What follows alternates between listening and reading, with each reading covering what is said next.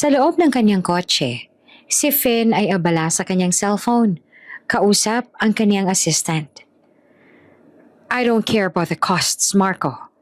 I want that business deal done by the end of the month. At saka, kamusta yung pinapagawa kong background check sa mga lumang records ng maintenance agency natin 7 years ago? Sir, mahirap pong hanapin. Marami na po silang sinunog na files ng nag-restructure sila. Huwag kayong titigil. Alam niyo kung gaanong kahalaga sa akin ito. Mariing sabi ni Finn bago ibinaba ang tawag. Bumaba si Finn para pumasok sa simbahan.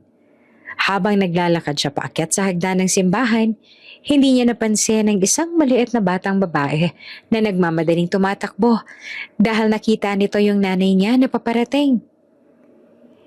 Emily! Sinasabi ko na nga ba nagtitinda ka na naman? Sigaw ni Sarah mula sa malayo. Sa sobrang takot ni Emily na mahuli at mapagalitan ng nanay niya, hindi niya tiningnan ang dinadaanan niya. At doon, sa gitna ng mataong hagdanan ng simbahan, nagkabungguan ng dalawa. Aray! Sigaw ni Emily nang bumagsak siya sa semento. Nagkalat ang mga sampagita sa paligid. Hey! Be careful, kid!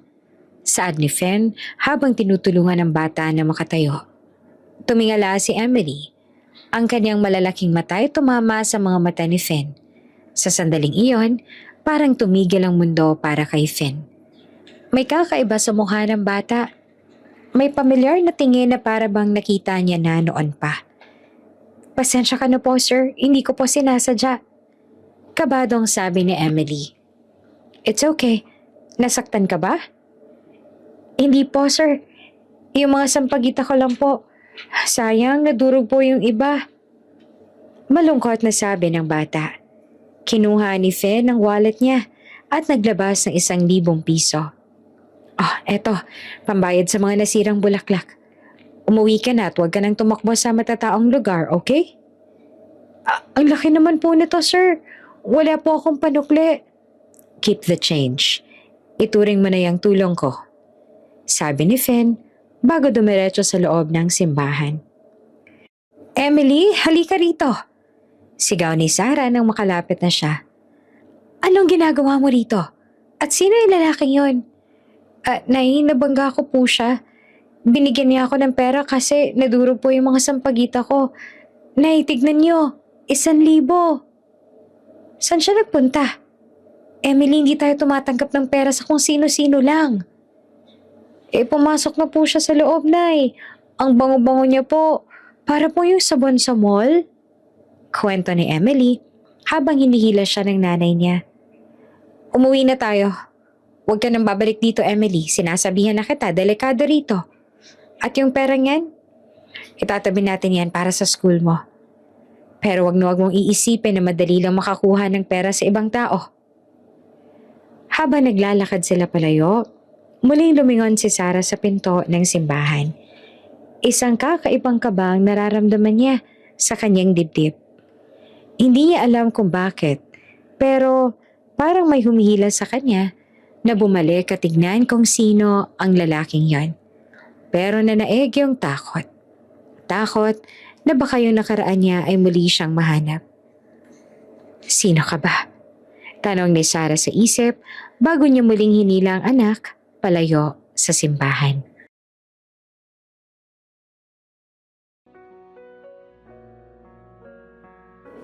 Tahimik ang buong paligid sa loob ng tinutuluyang unit ni Finn. Tanging yung mahinang ugong ng aircon na maririnig sa kwarto, kung saan mahimbing na natutulog ang binata. Sa kabilang dako naman ng kama, dahan-dahang bumangon si Sarah. Maingat ang bawat galaw niya na para bang ayaw niyang makalika ng kahit anong ingay na magpapagising sa lalaking katabi niya. Tiningnan ni Sarah ang mukha ni Finn. Napaluha si Sarah habang inaalala ang mga nangyari sa kanila kanina. Sorry, Finn. Bulong ni Sarah sa hangin. Kailangan kong gawin to. Para sa tatay ko to. Dahan-dahan siyang tumayo at naglakad patungo sa maliit na mesa sa gilid. Nandoon ang isang envelope na kulay brown. Nilalaman nito ang malaking halaga ng pera Nakabayaran sa pag-alis niya sa buhay ni Finn. Naalala niya ang naging pag-uusap nila ng nanay ni Finn noong nakaraang araw. Ito ang 5 milyon. Gamitin mo yan para bayaran ang utang ng tatay mo at para iligtas siya sa mga nananakot sa kanya. Pero sa isang kondisyon, Sarah. Layuan mo ang anak ko. Mawala ka na parang bula. At huwag na huwag ka nang magpapakita sa kanya. Kahit na kailan. Matigas na sabi ng ginang sa kanya. Wala siyang nagawa, kundi tanggapin iyon. Alam ni Sarah na wala siyang laban sa pamilya ni Finn. Isa lang siyang janitress sa kumpanya nito. Habang si Finn ay tinitingala ng lahat. Nanginginig ang mga kamay ni Sarah habang sinisilid ang kanyang mga gamit sa isang lumang bag. Muli siyang lumapit sa kama. Hinaplos niya ang buhok ni Finn sa huling pagkakataon. Ramdam niya ang init ng balat nito. Isang alaala na dadalhin niya habang buhay. Gusto niyang halikan ng lalaki, pero natatakot siya na baka magising ito at hindi niya nakayaning umalis pa. Mahal na mahal kita, Finn. Pero hindi tayo para sa isa't isa. Masisira lang yung buhay mo kapag pinilit nating magkasama. Sabi ni Sarah habang tumutulo ang luha sa kanyang pisngi. Kinuha niya ang kanyang bag at ang envelope ng pera. Lumakad siya patungo sa pinto bago siya tuluyang lumabas. Lumingin siya muli sa kama. Doon nakita niyang gumalaw ng kaunti si Finn. Pero nanatili itong tulog. Mabilis na lumabas si Sarah ng unit at dahan-dahang isinara ang pinto nang hindi lumilika ng kahit na anong ingay. Nagising si Finn dahil sa sinag ng araw na tumatama sa kanyang mukha. Bahagya siyang napaungol at kinapa ang kabilang panig ng kama. Umaasang mararamdaman niya yung inat ng katawan ni Sarah. Pero sa halip na malambot na balat, malamig na kumot lang ang nadama ng kanyang mga kamay. Dahan-dahan niyang iminulat ang kanyang mga mata. Medyo nahihilo pa dahil sa lalim ng tulog niya kagabi. Sarah, tawag niya na paos pa yung boses. Sarah, nasan ka? Muling tawag niya sa pagkakataong to ay may halong kaba na ang kanyang boses. Masyadong tahimik. Napansin niya yung cabinet kung saan nakalagay ang ilang gamit ni Sarah na dinala nito noong huling bisita. Nang buksan niya ito ay laking gulat niya na wala na yung mga damit ng babae. Maski yung toothbrush nito sa banyo ay wala na rin. Doon lang unti-unting rumehistro sa isip ni Finn na may mali. Hindi siya aalis na hindi nagpapaalam. Walong niya sa sarili habang mabilis na hinahanap ang kanyang cellphone sa bedside table. Sinubukan niyang tawagan ang numero ni Sarah pero the number you have dialed is either unattended or out of coverage area. Please try again later. Parang binuhusan ng malamig na tubig si Finn. Dali-dali siyang nagbihis. Hindi na siya nag-abalang mag-ayos ng buhok o uminom ng kape. Ang tanging nasa isip niya lang ay ang mahanap si Sarah. Nagmaneho siya patungo sa kumpanya kung saan nagtatrabaho si Sarah bilang bahagi ng maintenance staff.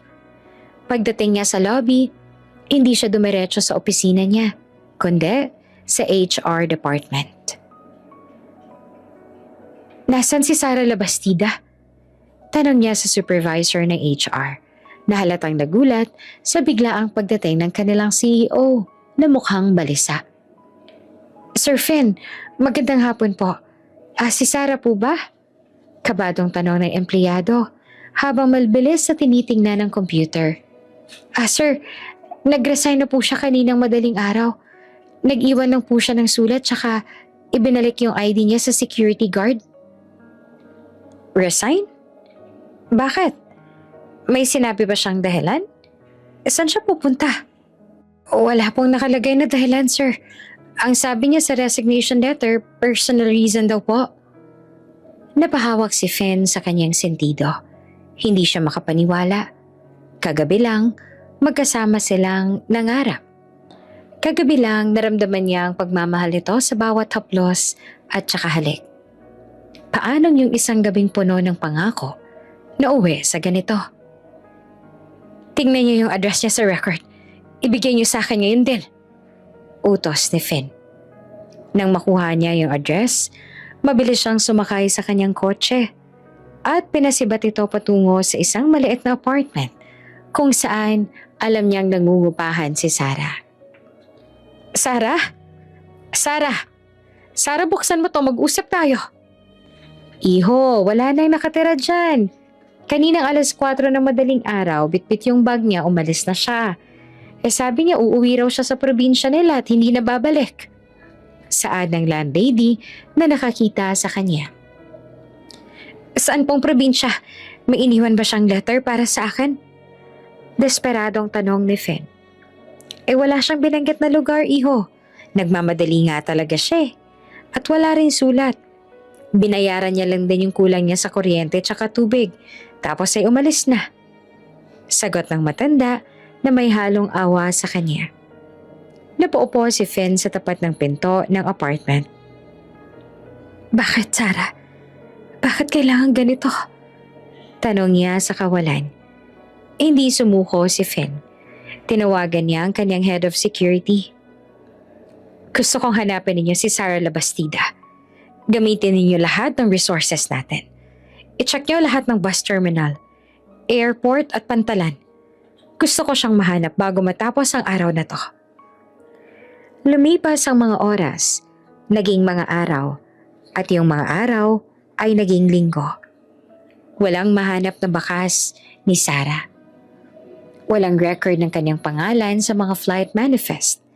At dahil maraming bus terminal sa Maynila, mahirap matukoy kung saan siya eksaktong sumakay. Isang gabi, habang nag-iisa sa kanyang kondo, umiinom ng scotch, napaisip si Finn. Posible kayang may kinalaman ng nanay niya rito? Alam niyang ayaw ng nanay niya kay Sarah dahil sa estado nito sa buhay. Pero nang tanungin niya ang nanay niya, mariin itong tumanggi. Finn, bakit ka naman gagawin yon? Siguro na-realize lang ng babae na yan na hindi siya bagay sa mundo mo. At mas pinili niya na lang na umalis bago pa siya mapahiya. Maangas na sabi ng nanay niya noon. Dahil sa tiwala sa magulang, hindi na nag-usisa pa si Finn. Pero ang sakit ng pag-iwan ni Sarah ay nananatiling sariwa. Hindi siya makatulog ng maayos. Bawat sulok ng kanyang bahay ay nagpapaalala sa kanya ng mga sandaling magkasama sila. Yung tawa ni Sarah, yung paraan ng pag-aayos nito ng necktie niya, at ang simpleng saya na dala nito sa buhay niya na puno ng stress sa trabaho. Hahanapin kita, Sarah. Kahit gaano pa katagal, hahanapin kita. Pangako ni Finn sa kanyang sarili habang nakatingin sa malawak na syudad mula sa kanyang bintana. Lumipas ang mga buwan pero wala pa ring lead sa kung saan nagpunta si Sarah. Para lang hindi makaramdam ng lungkot, ibinuhos ni Finn ang oras niya sa trabaho. Umaasang sa bawat tambak ng papeles na pinipirmahan niya, unti-unting mabubura ang mukha ni Sarah sa isip niya. Sir Finn, kailangan niyo na pong magpahinga. Halos 3 araw na ho kayong hindi lumalabas ng opisina. Saad ng kanyang personal assistant na si Marco habang inilalapag ang isang tasa ng kape sa mesa. Iwan mo na lang dyan, Marco. May tatapusin pa akong report para sa board meeting bukas. Sagot ni Finn nang hindi man lang inaalis ang tingin sa kanyang computer screen. Pero sir, nag-aalala na rin po ang nanay ninyo. Tumatawag siya sa akin kanina. Tinatanong kung kumakain pa ba kayo ng maayos. Dagdag pa ni Marco. Sa pagbanggit pa lang sa kanyang ina, nakaramdam si Finn ng kakaibang iritasyon. Sabihin mo sa kanya, ayos lang ako. Busy lang talaga. Huwag niyo akong istorbohin. Madalas siyang umiinom ng alak bago matulog sa sofa ng kanyang opisina. Hindi na siya umuwi sa kondo niya dahil bawat sulok noon naaalala niya si Sarah. Isang gabi, habang nagre-review ng mga legal documents, doon pumasok sa isip niya na kumuha ng private investigator. Gusto ko ng updates. Saad ni Finn nang magkita sila sa isang tagong restaurant. Sir Finn, pasensya na po. Talagang malinis po yung pagkawala niya. Wala pong record ng kahit anong bagong trabaho gamit yung SSS o PhilHealth niya. Tiningnan na rin ho namin yung mga probinsya sa Norte at Sur, pero wala pong Sara Labastida na lumilitaw. Maliwanag ng investigator. Imposible. Hindi naman pwedeng maglaho ang isang tao ng ganun lang. Baka hindi niya siniseryoso ang trabaho ninyo. Galit na sigaw ni Finn. Dahilan para mapalingon ng ibang customer. Ginagawa po namin lahat, sir. Pero parang sadyang ayaw niyang magpakita. O kaya naman, putol na saad ng investigator. O kaya ano? O kaya, may ibang tumutulong sa kanya para magtago? Seryosong sabi ng investigator. Lumipas ang pangalawa, 3, hanggang sa umabot ng 7 taon. Si Finn ay lalong yumaman, lalong nagiging makapangyarihan, pero lalong naging malungkot. Hinding-hindi sumuko si Finn sa paghahanap. Kahit pa sinasabi na ng lahat na baliw na siya, naniniwala siya na balang araw, pagtatagpuin silang muli ng tadhana ni Sarah. Hindi niya alam kung kailan, kung saan o kung papaano. Pero hanggang sa araw na yon, patuloy siyang magtatrabaho. Patuloy siyang maghihintay at patuloy siyang magmamahal sa babaeng biglang naglaho 7 taon na ang nakalipas. Hahanapin kita. Pangako yan. Bulong niya sa sarili bago bumuntong hininga. Lumapit siya sa malawak na salamin ng kanyang opisina na nakatanaw sa buong syudad. 7 taon na. 7 taon na ang lumipas mula na magising siyang mag-isa at wala na ang babaeng pinakamamahal niya. Ang babaeng nagparamdam sa kanya ng lahat. Nasaan ka na kaya? Bulong niya sa sarili. Sir, may tawag po galing sa nanay ninyo. Saad ni Marco sa intercom. Sabihin mo na sa meeting ako. Sinabi ko na po pero ang sabi niya mahalaga raw po ito tungkol sa charity gala na gaganapin sa susunod na buwan. Gusto niyang ikaw ang maging guest of honor. Sabihin mo hindi ako pupunta. Pagpapadala na lang ako ng cheque bilang donation. Masaya na siya doon. Matabang na sagot ni Finn. Sa mga sumunod na araw, lalong naging mailap si Finn. Hindi na siya lumalabas para makipag-socialize. Yung tanging kasama niya ay ang kanyang mga tauhan sa kumpanya at ang mga bodyguards na laging nakasunod sa kanya. Hanggang sa, Sir Finn, may naghahanap po sa inyo sa lobby. Ayaw pong magbigay ng pangalan pero sabi niya tungkol daw to sa dating empleyado ng maintenance. Tawag ng security sa intercom. Paakyatin mo siya ngayon din. Ilang minuto ang lumipas, pumasok ang isang lalaki na mukhang may edad na.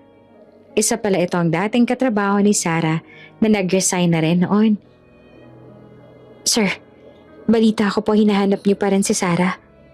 Sabi ng lalaki habang nakayuko. Halatang na-intimidate sa ganda ng opisina ni Finn. Oo.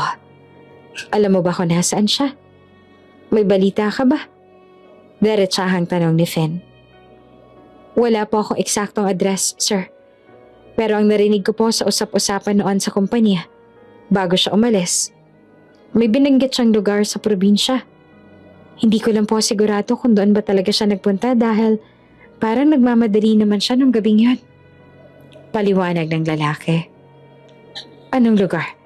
Sabihin mo sa akin. Sa bandang Quezon daw po, sir. Sa isang maliit na bayan doon. Pero sir, matagal na po yun. 7 taon na rin.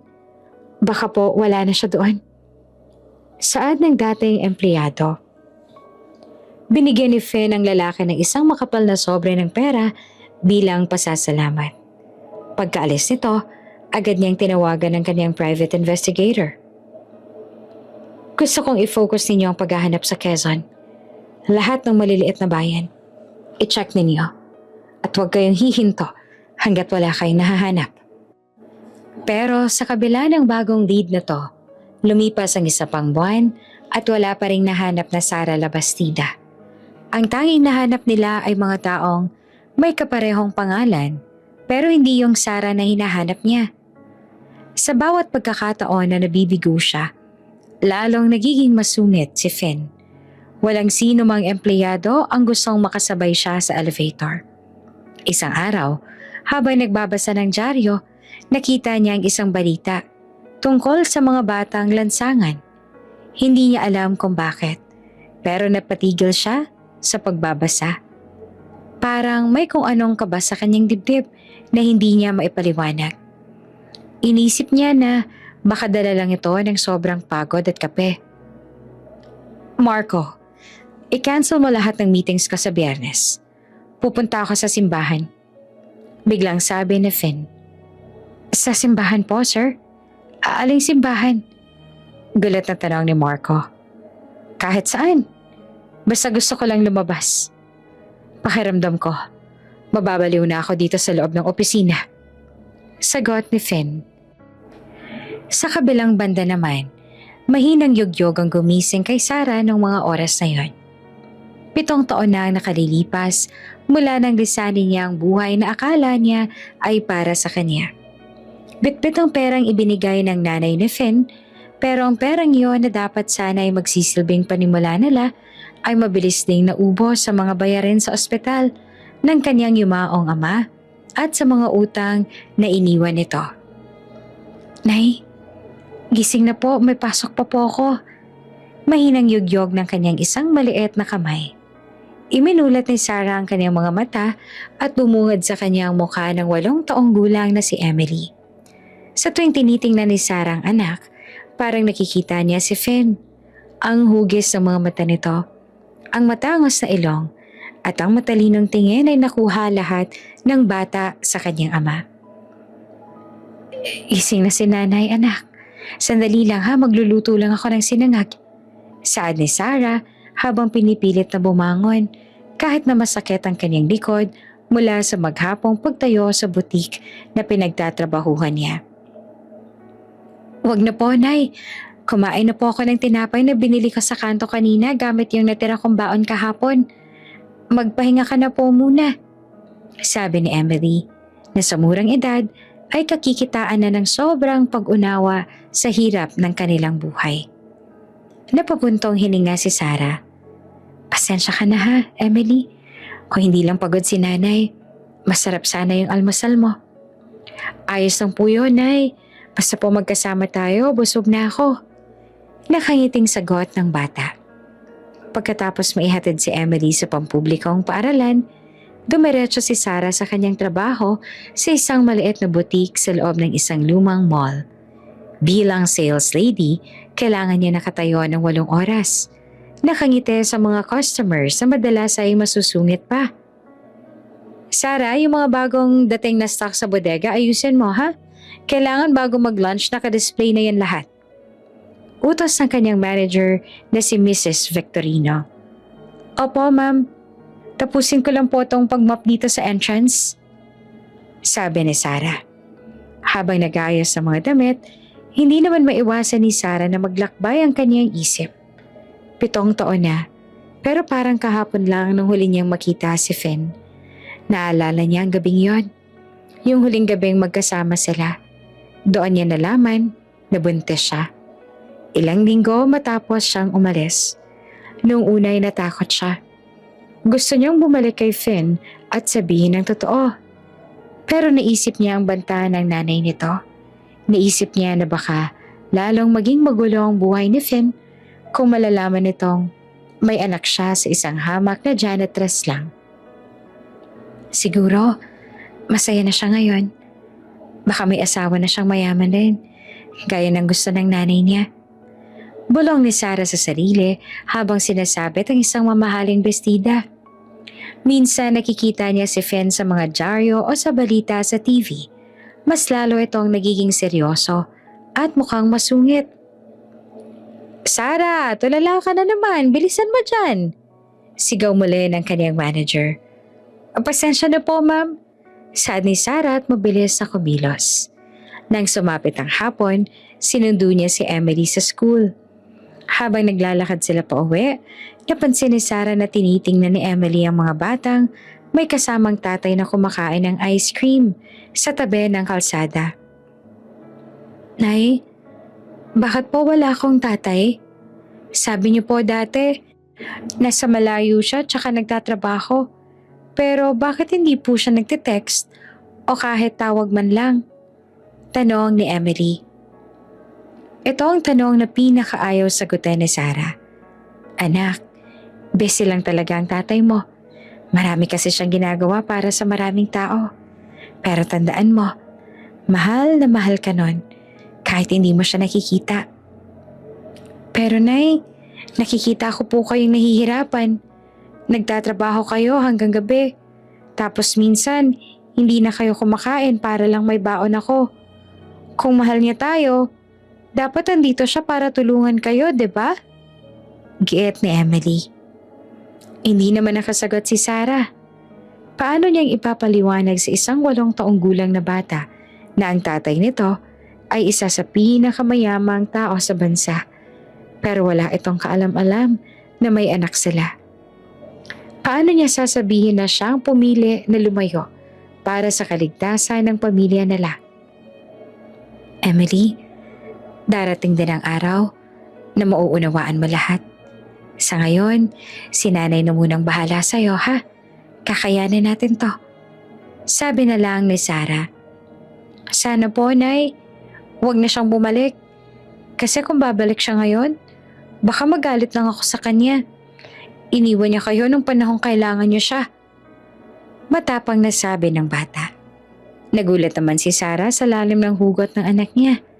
Sa loob-loob niya, natatakot siya.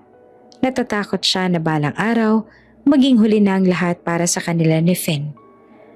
Pero, anong magagawa niya? Pagdating sa kanilang maliit na apartment na inuupahan, agad na naglabas si Sarah ng mga uniforme ni Emily. Ang kwarto nila ay sapat lang para sa isang maliit na kama, isang mesa at isang cabinet. Walang aircon, tanging isang maingay na electric fan lang ang nagbibigay ng kaunting ginhawa sa mainit na gabi. Nay, tutulungan na po kita sa paglalaba. Alok ni Emily. Wag na anak, mag-aral ka na lang dyan.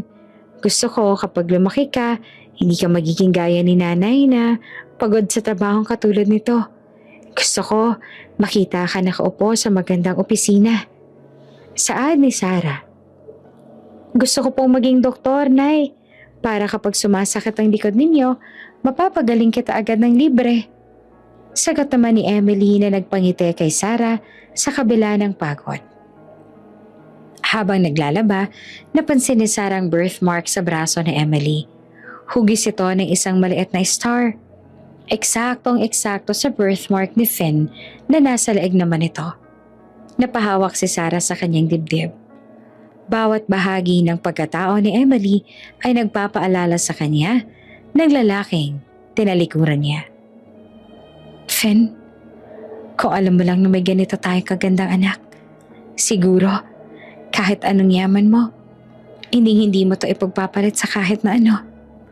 Saad ni Sarah sa sarili bago malungkot na ngumiti.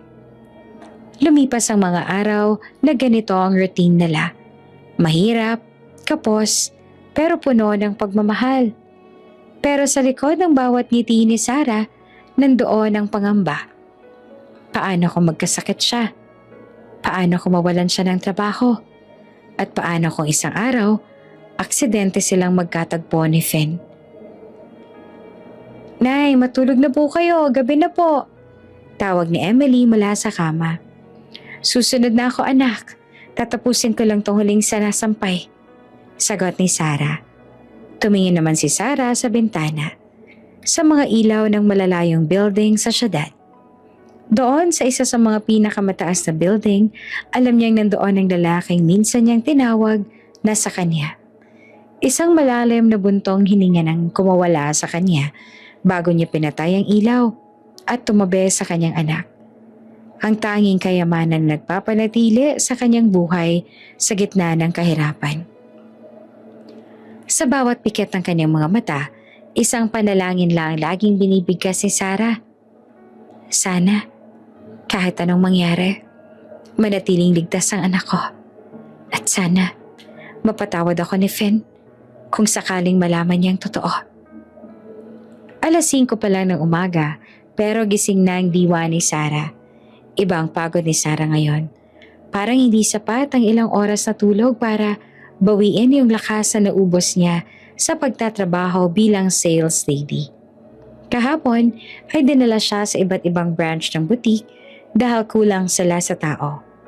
Masakit ang kanyang mga binti at ramdam yung mga bahagyang pangangatog ng kanyang mga tuhod habang tumatayo mula sa banig. "Nay, bakit po ang putla ninyo?" tanong ni Emily habang kinukuskos ang kanyang mga mata. Kakagising lang din ang bata. Suot ang kanyang kupas sa pambahay. Wala to anak. Siguro dahil lang sa init sa loob ng mall kahapon. Hayaan mo, malapit na yung sahod ni nanay.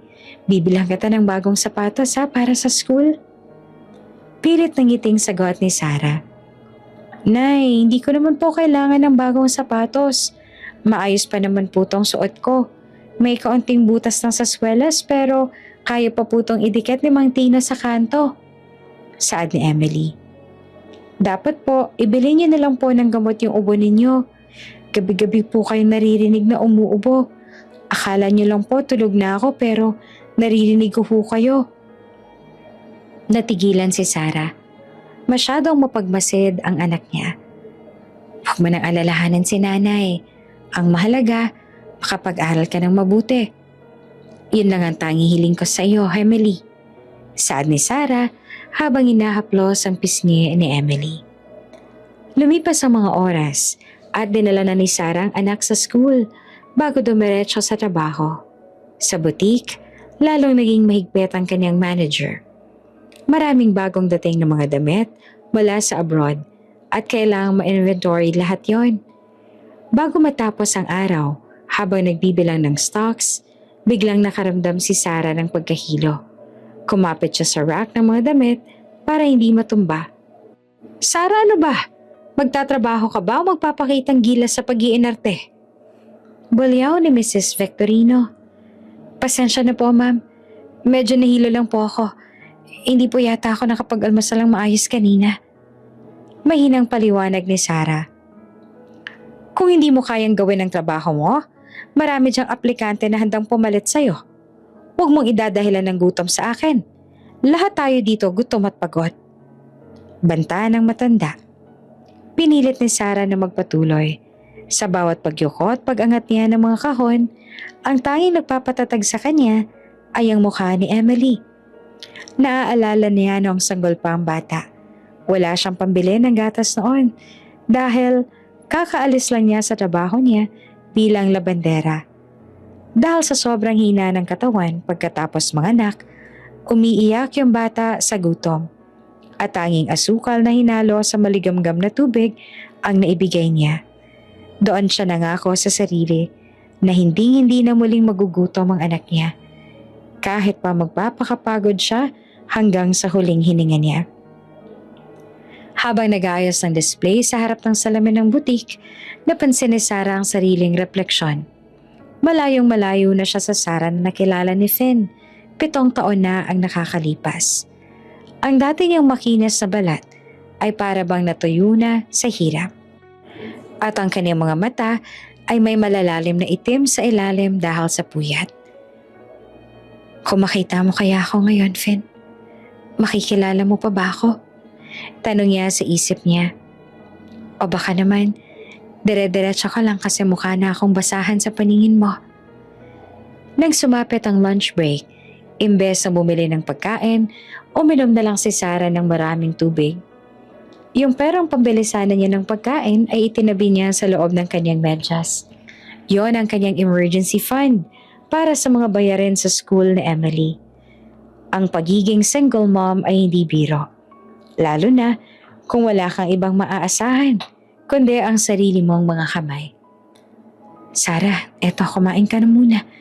Alam kong hindi ka na naman magda-lunch." Alok ni Jenny na kasamahan niyang sales lady na medyo malapit sa kanya. Inabutan siya nito ng kalahati ng sandwich. "Salamat, Jen. Nakakahiya naman sa'yo," sabi ni Sarah. "Naku, huwag ka nang mahiya. Alam ko namang tinitipid mo yan para kay Emily." "Pero Sarah, Paalala lang paano mo mapapalaki yung anak mo kung ikaw naman ang magkakasakit? Tingnan mo yung braso mo. Parang butot balat ka na lang. Puna ni Jenny. Kailangan ko lang talagang magtiis, Jen. Malapit na rin magpasok ang muli. Kailangan makapagbayad sa tuition. Sagot ni Sarah bago kumagat sa sandwich. Pagkatapos ng trabaho, 7:00 na ng gabi nang makauwi si Sarah. Nadatnan niya si Emily na nakaupo sa sahig. Gumagawa ng assignment gamit ang isang maliit na gasera dahil naputulan sila ng kuryente kaninang hapon. Bakit naputol yung kuryente, anak? Sabi ni Aling Nena sa akin noong 1 linggo may palugit pa raw tayo Takang tanong ni Sarah habang binababa ang kanyang bag. Dumating po yung collector kanina, Nay. Sabi niya, masyado raw mahaba yung utang natin. Sorry po, hindi ko po sila napigilan. Malungkot na sabi ni Emily. Ramdam ni Sarah ang bigat sa kanyang dibdib. Wala kang kasalanan, Emily. Bukas na bukas, pupunta si nanay sa opisina nila para makiusap Magtsatsaga muna tayo sa gasera ngayong gabi. Sabi niya habang niyayakap ang anak. Nay, okay lang po ako. Pero Nay, may gusto sana akong itanong. Panimula ni Emily. Tumingin lang ito ng diretso sa mga mata ni Sarah. Sabi po ng kaklase ko, kaya raw tayo mahirap kasi iniwan daw tayo ni tatay. Sabi po nila, baka raw ayaw sa atin ni tatay kaya hindi siya nagpapakita. Totoo po ba yon? Nanlamig ang mga kamay ni Sarah. Hindi totoo yon, Emily. Ang tatay mo, mabuting tao siya. May mga bagay nga lang na hindi namin makontrol noon. Kung mabuti siyang tao, bakit hinayaan niya kayo magdusa dito? Bakit kailangan kayo magtrabaho ng ganito? Galit po ako sa kanya, Nay. Galit na galit ako sa lalaking yun. Angil ng bata. At nakita ni Sarah ang luhang pumatak mula sa mga mata ni Emily. Nasaktan si Sarah para kay Finn. Hindi alam ng bata na kung alam lang ni Finn ang tungkol sa kanya, baka nasa isang magandang bahay sila ngayon, pero hindi niya pwedeng sabihin ang totoo. Emily, huwag ka magsalita ng ganyan. Balang araw, maiintindihan mo rin kung bakit ganito ang buhay natin. Mahinahon niyang sabi. Ayoko na pong intindihin. Yung gusto ko lang po, matulungan kayo.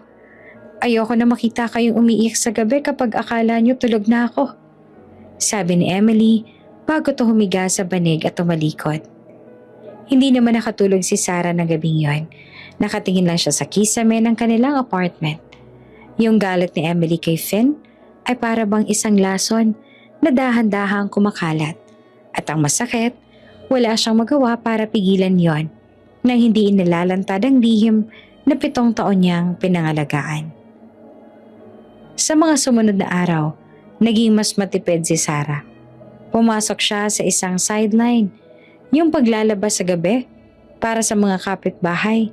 Pagkatapos ng kanyang shift sa boutique, ang kanyang mga kamay ay nagsimula ng magsugat dahil sa matapang na sabon.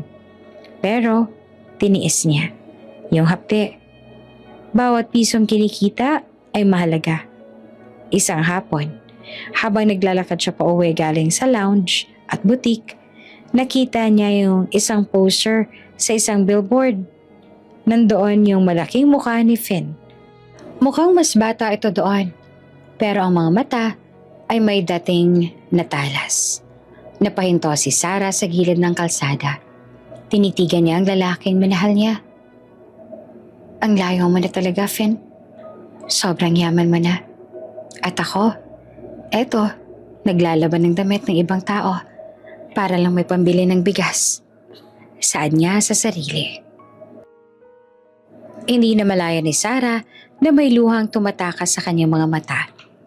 Mabilis niya itong pinunasan nang makita niyang papalapit na siya sa kanilang barangay. Kailangan niyang maging malakas sa harap ni Emily. Hindi pwedeng makita siya ng anak na mahina. Pero ang hindi alam ni Sarah, si Emily ay may sariling ginagawa. Nakita ng bata kung saan tinatago ng nanay niya ang mga paninda nilang sampagita na minsan ay nilalako rin nila kapag Sabado tsaka Linggo. Nagpa siyang bata na sa halip na maglaro pagkatapos ng klase, lihim siyang magtitinda para madagdagan ang pambayad nila sa kuryente. Habang si Sarah ay pinapatay ang sarili sa trabaho para sa anak, si Emily naman nagsimulang magtanim ng sama ng loob sa amang hindi niya nakalala. Hindi niya alam na ang amang iyon ay ilang kilometro lang ang layo sa kanila habang nagpapakalunod din sa trabaho dahil sa pangungulila sa kanilang dalawa. Nay, pangako ko, paglaki ko, yayaman tayo. Hindi na natin kakailanganin ng kahit sinong lalaki. Sabi ni Emily isang gabi habang nagmamasahe ng paa ng nanay niya. Ngumiti lang si Sarah, pero sa loob-loob niya, nadudurog siya. Yung anak niya ay lumalaking matapang at puno ng determinasyon, pero may bakas ng pait na hindi dapat nararanasan ng isang 8 taong gulang.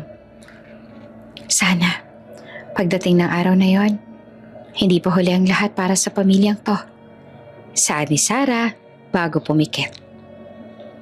Yung buwan ng Hunyo ay nagdala ng sunod-sunod na pag-ulan. Para sa mga taong nakatira sa magandang kondo, ang ulan ay isang magandang dahilan para uminom ng mainit na kape habang nakatingin sa bintana. Pero para kay Sarah at Emily, ang ulan ay nangangahulugan ng butas-butas na bubong, baha sa loob ng bahay, at mas mahirap na paghahanap buhay. Nay, ayaw po tumigil ng tulo sa tapat ng kalan. Nilagyan ko na po ng balde pero napupuno agad. Sigaw ni Emily habang pilit na sinasalba ang kanilang maliit rin na sako ng bigas. Sandali lang anak, kukuha ko ng basahan. Sagot ni Sarah mula sa maliit nilang banyo. Kakatapos lang niyang maglaba ng tambak na damit ng mga kapitbahay. Ang kanyang mga kamay ay puting-puti na at kulukulubot na dahil sa matagal na pagkakababad sa tubig at sabon. Nang maayos na nila ang mga tulo sa loob ng bahay, naupo ang mag-ina sa maliit nilang sahig.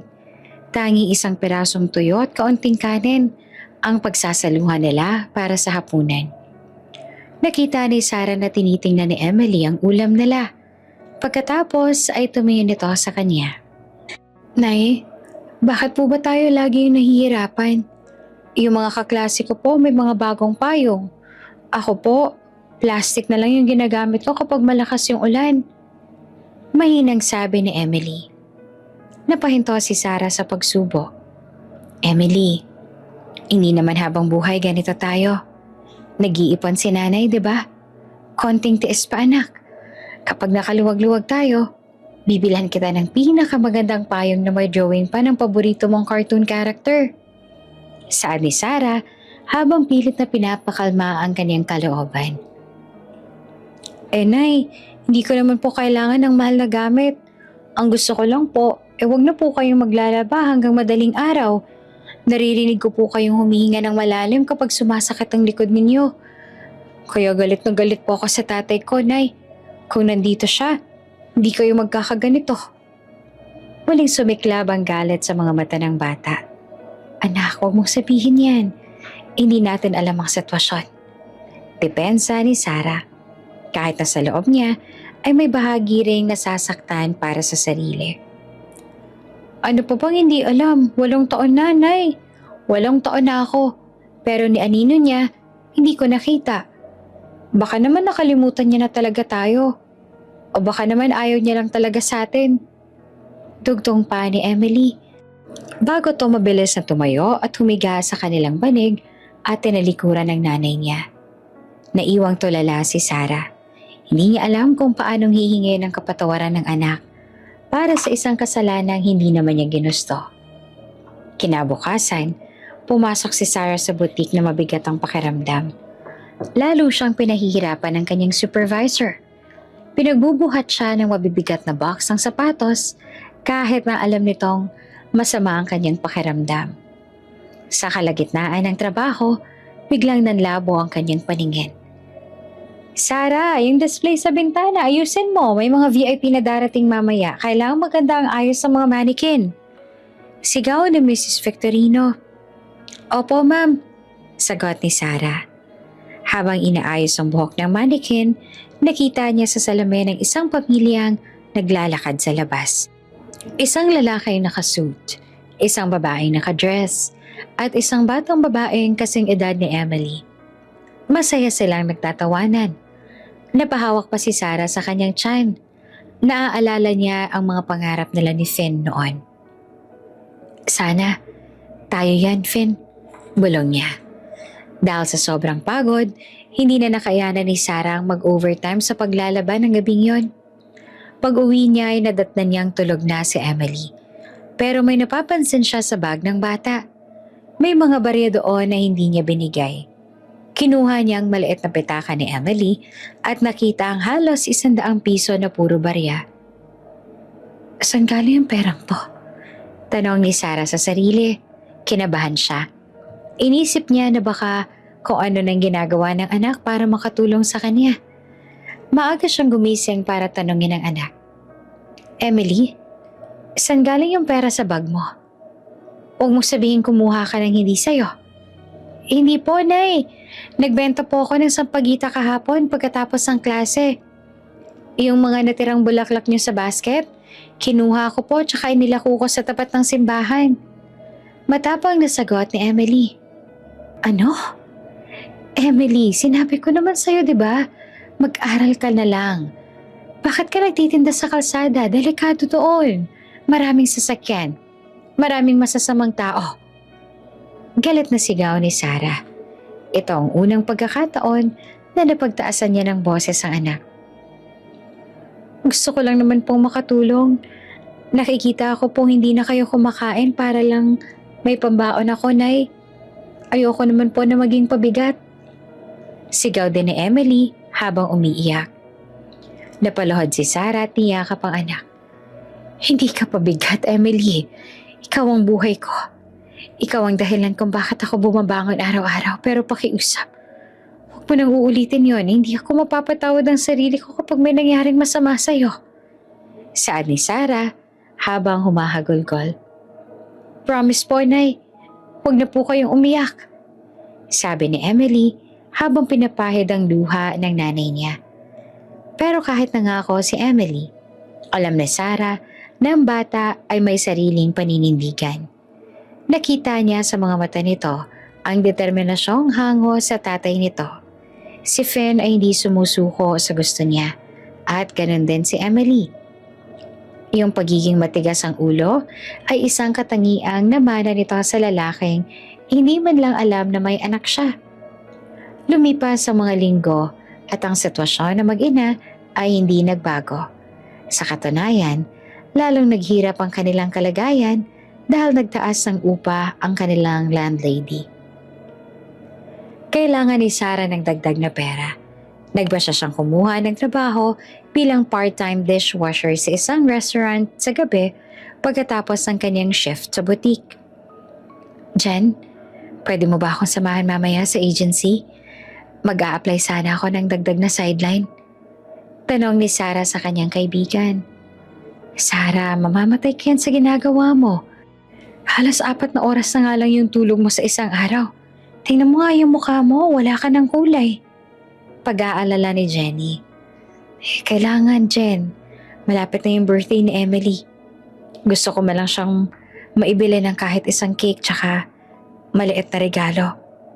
8 taon na siya, pero kahit kailan hindi ko siya naipaghanda ng maayos. Paliwanag ni Sarah. Habang nagtatrabaho sa restaurant bilang dishwasher, madalas na naiisip ni Sarah si Finn. Naaalala niya kung paano silang kumain sa mga mamahaling restaurant noon.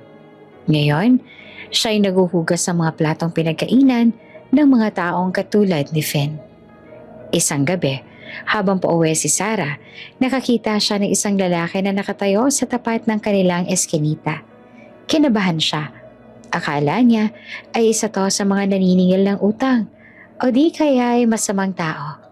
Pero paglapit niya, isa lang pala itong lalaking naligaw. Excuse me, miss. Alam mo ba kung saan yung sakayan papuntang Makati? Tanong ng lalaki. Napatitig si Sarah. Hindi ito si Finn, pero ang pananalita nito ay at ayos ay nagpapaalala sa kanya sa mundo ng mga mayayaman. Doon po sa kanto, may mga jeep na dumadaan papuntang terminal. Maikling sagot ni Sarah bago mabilis na lumakad palayo.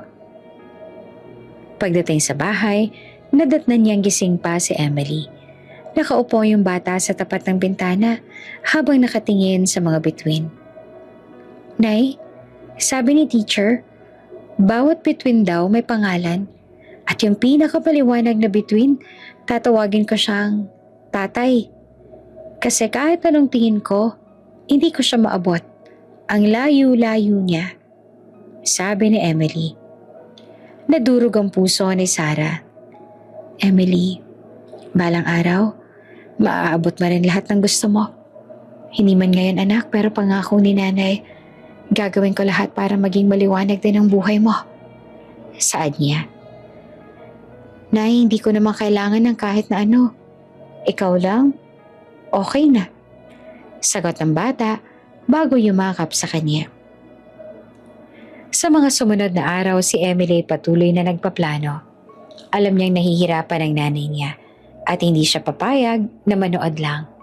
Sa tuwing wala si Sarah, lihim niyang kinukuha ang mga bulaklak at nagpupunta sa simbahan. Doon sa tapat ng malaking pintuan ng simbahan, nagsisimula ang kanyang maliit na negosyo. Isang negosyo na ang layunin ay hindi lang kumita, kundi ang mapatunayan sa kanyang sarili na kaya niyang tumayo ng walang tulong ng amang kinamumuhian niya. Yung init ng singaw mula sa kalsada ay para ring humahalo sa pagod na nararamdaman ni Sarah habang naglalakad siya pa uwi mula sa butik. 8 taon na. 8 taon nang lumipas mula nang huli niyang masilayan ng mga mata ni Finn. Ngayon, ang tanging nagpapaalala sa kanya sa lalaking yon ay yung mukha ng kanyang anak na si Emily. Si Emily na 8 taong gulang na ngayon. Masigla, matalino, pero ramdam ang kakulangan ng isang ama. Sarah, baka gusto mong kumuha ng extra shift sa Sabado. Maraming darating na bagong collection. Kailangan na mag-aayos sa bodega. Tanong ni Jenny. Ay gusto ko sana dyan.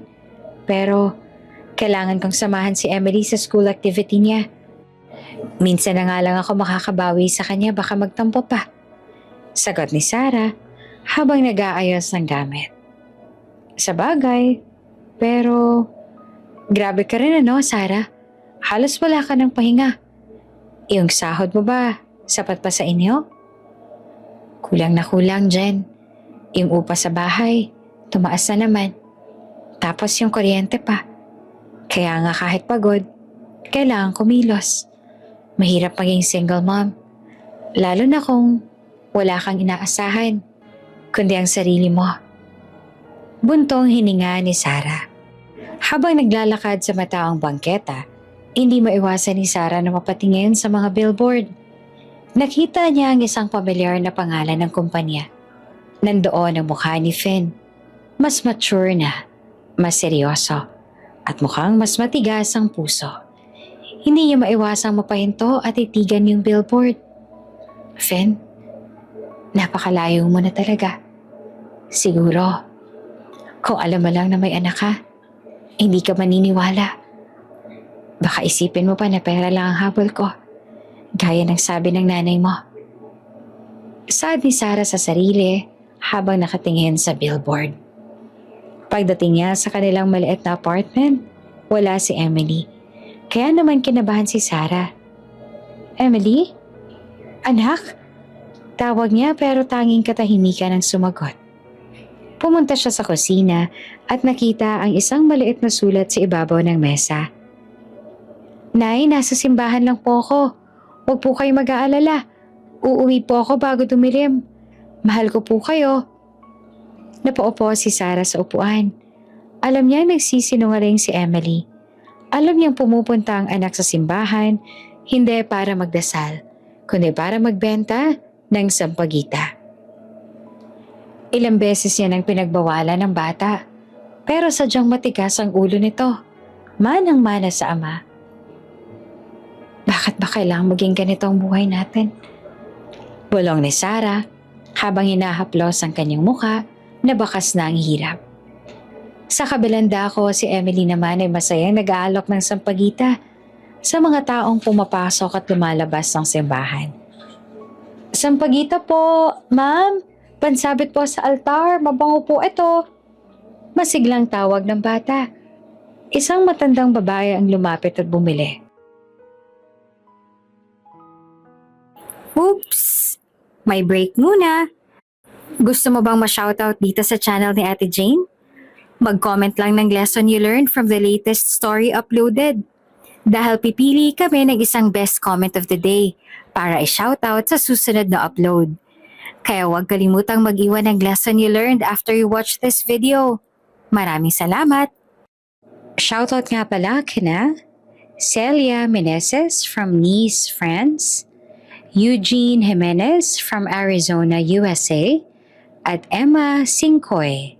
Sa ating mga taga-subaybay, paki-comment naman po sa baba kung taga-saan kayo para alam ko kung hanggang saan umaabot ang mga kwento ni Ate Jane at para ma-shoutout ko rin kayo sa mga susunod pa nating mga kwento. Maraming salamat sa inyong pakikinig.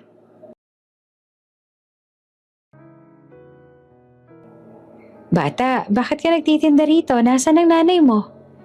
Nagtatrabaho po ang nanay ko, Lola. Gusto ko lang po siyang tulungan para may pambili kami ng ulam tsaka pambayad na rin ng kuryente. Sagot ni Emily na may kasamang matamis na ngiti. Napakabait mong bata. Ito ang bayad. Itabi mo na yung sukli. Sabi ng matanda. Nang makaalis ang matanda, tiningnan ni Emily yung barya sa kanyang palad. Masaya siya dahil malapit niya nang mabuo ang halaga na kailangan nila para sa baon niya sa school sa susunod na linggo. Ayaw niyang humingi sa nanay niya dahil alam niyang wala na itong pera. Habang nagbibilang isang itim na kotse na napakagarang huminto sa tapat ng simbahan. Bumaba ang isang lalaking nakasuit, matangkad at mukhang napakaseryoso. Hindi alam ni Emily na ang lalaking yon ay ang amang matagal niya nang kinamumuhian sa kanyang isipan. Si Finn. Sa loob ng kotse, si Finn ay abala sa kanyang cellphone. Kausap ang kanyang assistant. I don't care about the costs, Marco. I want that business deal done by the end of the month. At saka, kamusta na yung pinapagawa kong background check sa mga lumang records ng maintenance agency natin? 7 years ago? Sir, mahirap pong hanapin. Marami po kasi silang sinunog na files nung nag-restructure sila. Sagot ni Marco sa kabilang linya. Huwag kayong titigil. Alam niyo kung gaanong kahalaga sa akin to. Mariing sabi ni Finn bago ibaba ang tawag. Bumaba si Finn para pumasok sa simbahan. Hindi niya alam kung bakit siya naroon. Marahil ay dahil ito ang anniversary ng gabing iniwan siya ni Sarah. 8 taon na ang nakalilipas. Pero ang sakit ay para bang sariwa pa rin. Habang naglalakad siya paakyat sa hagdan ng simbahan, hindi niya napansin ang isang maliit na batang babae na nagmamadaling tumakbo. Dahil nakita nito ang nanay niya na paparating. Emily! Sinasabi ko na nga ba nagtitinda ka na naman? Sigaw ni Sarah mula sa malayo. Nakita ni Sarah ang anak at agad siyang tumakbo patungo rito. Sa sobrang takot ni Emily na mahuli at mapagalitan ng nanay niya, hindi niya tinitingnan ang dinadaanan niya. At doon, sa gitna ng mataong hagdanan ng simbahan, nagkabungguan ang dalawa. Aray! Sigaw ni Emily nang bumagsak siya sa semento. Nagkalat ang mga sampagita sa paligid. Hey kid, be careful! Saad ni Finn habang tinutulungan ng bata na makatayo at naging reflex na lang sa kanyang tumulong. Kahit na sa loob niya ay wala naman siyang pakialam sa paligid. Tumingala si Emily. Ang kanyang malalaking mata ay tumama sa mga mata ni Finn. Sa sandaling iyon, parang tumigil ang mundo para kay Finn. May kakaiba sa mukha ng bata. May familiar na tingin na para bang nakita niya na noon pa. Pasensya na po, sir. Hindi ko po sinasadya. Kabado ang sabi ni Emily. Nanginginig ang kanyang mga kamay habang pinupulot ang mga bulaklak. It's okay. Nasaktan ka ba? Tanong ni Finn. Ewan niya ba? Pero bigla siyang nakaramdam ng lambot sa batang to. Bagay na hindi niya naramdaman sa kahit sino sa loob ng maraming taon. Hindi po sir, yung mga sampagita ko lang po. Sayang, naduro na yung iba. Malungkot na sabi ng bata. Kinuha ni Finn ang wallet niya at naglabas ng 1,000 piso. Eto, pambayad sa mga nasirang bulaklak. Umuwi ka na at huwag ka nang tumakbo sa matataong lugar. Okay? Nanlaki ang mata ni Emily. Ang laki po nito, sir. Wala po akong sukli. Keep the change. Ituring mong tulong ko yan. Sabi ni Finn bago dumiretso sa loob ng simbahan. Hindi alam ni Emily na ang lalaking nakabanggaan niya ay ang taong dahilan kung bakit sila naghihirap. Sa paningin niya, hindi rin alam ni Finn na yung batang tinulungan niya ay yung sarili niyang dugo at laman. Habang si Sarah naman, nasa malayo pa, hindi nakita ang mukha ni Finn dahil nakatalikod ito. Ang nakita lang niya ay ang anak niya nakikipag-usap sa isang mayamang lalaki. Emily, halika rito! Sigaw ni Sarah nang makalapit na siya. Anong ginagawa mo rito? At sino yung lalaking yun? Nay, nabangga ko po siya. Binigyan niya ako ng pera kasi nadurog yung mga sampagita ko. Nay, tignan niyo, 1,000. Tuwang-tuwang sabi ni Emily. Imbes na matuwa, nakaramdam si Sarah ng takot. Saan siya nagpunta? Emily, hindi tayo tumatanggap ng pera sa kung sino-sino lang. Pumasok po siya sa loob, Nay. Ang bango-bango niya po. Para po yung mga sabon sa mall. Kwento ni Emily habang hinihila siya ng nanay niya. Hinila ni Sarah ang anak palayo sa simbahan. Umuwi na tayo. Huwag ka nang babalik dito, Emily.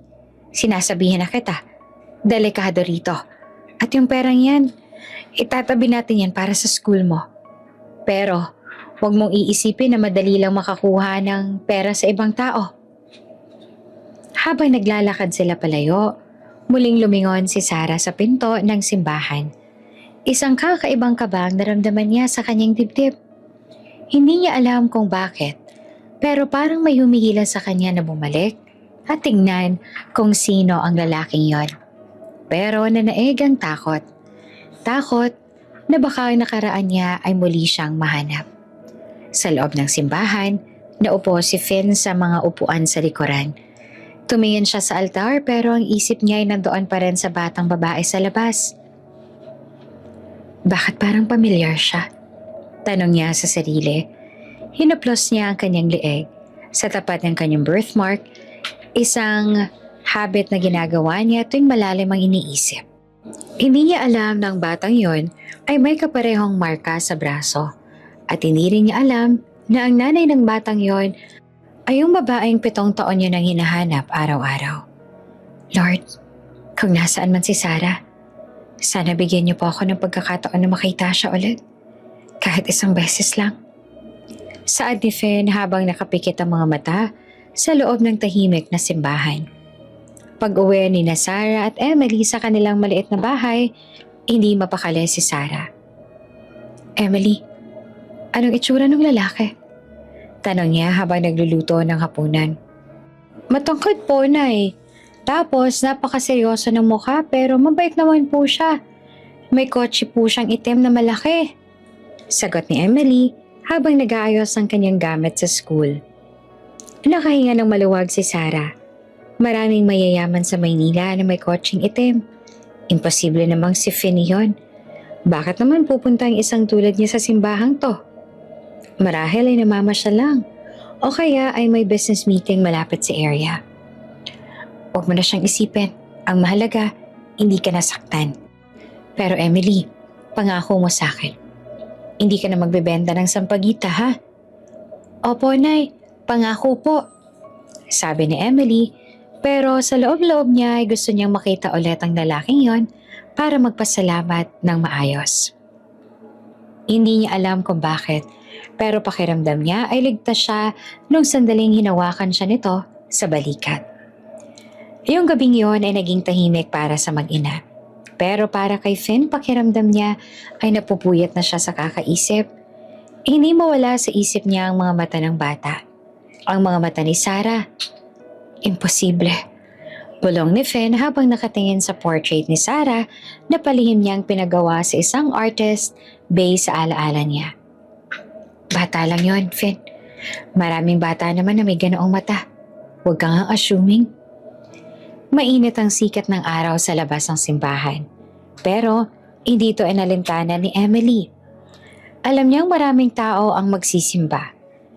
Dahil araw ng Biyernes, bitbit ang kanyang maliit na basket na puno ng sariwang sampagita, maingat siyang pumwesto sa tabi ng malaking simbahan. Ang kanyang mga mata ay matalas. Naghahanap ng mga debotong mukhang bibili ng kanyang tinda. Sa murang edad na 8, naging bihasa na siya sa pagbabasa ng mukha ng mga tao. Sino yung maawain? Sino yung masungit? At sino yung pwedeng lapitan? Sampagita po, ma'am, sir. Pangsapit po sa altar. Napakabango po. Sigaw ni Emily. Yung boses niya ay halos malunod sa ingay ng mga nagtitinda ng yosi, mga nag-aalok ng pamparegla, at mga sasakyang walang tigil ang basina. Hindi alam ni Emily na sa kabilang bahagi naman ng kalsada, nakatayo si Sarah. Kakatapos lang ng shift ni Sarah sa butik at nagmamadali siyang dumaan sa simbahan para sana magdasal ng mabilis bago sunduin si Emily sa school. Pero nanlaki ang mga mata ni Sarah nang makita ang pamilyar na maliit na figura sa tapat ng pintuan ng simbahan. Yung suot nitong kupas na dilaw na t-shirt at yung paraan ng pagtali nito ng buhok. Hindi siya pwedeng magkamali. Emily? Bulong ni Sarah at ang puso ay biglang kumabog ng mabilis. Akala ko ba nasa school tong batang to? Bakit siya nandito? Sa loob-loob ni Sarah naghalo-halo ang galit, pag-aalala at lungkot. Galit dahil nagsisinungaling ang anak. Pag-aalala dahil delikado ang kalsada. At lungkot dahil alam niyang kaya to ginagawa ni Emily dahil nakikita nito ang paghihirap niya.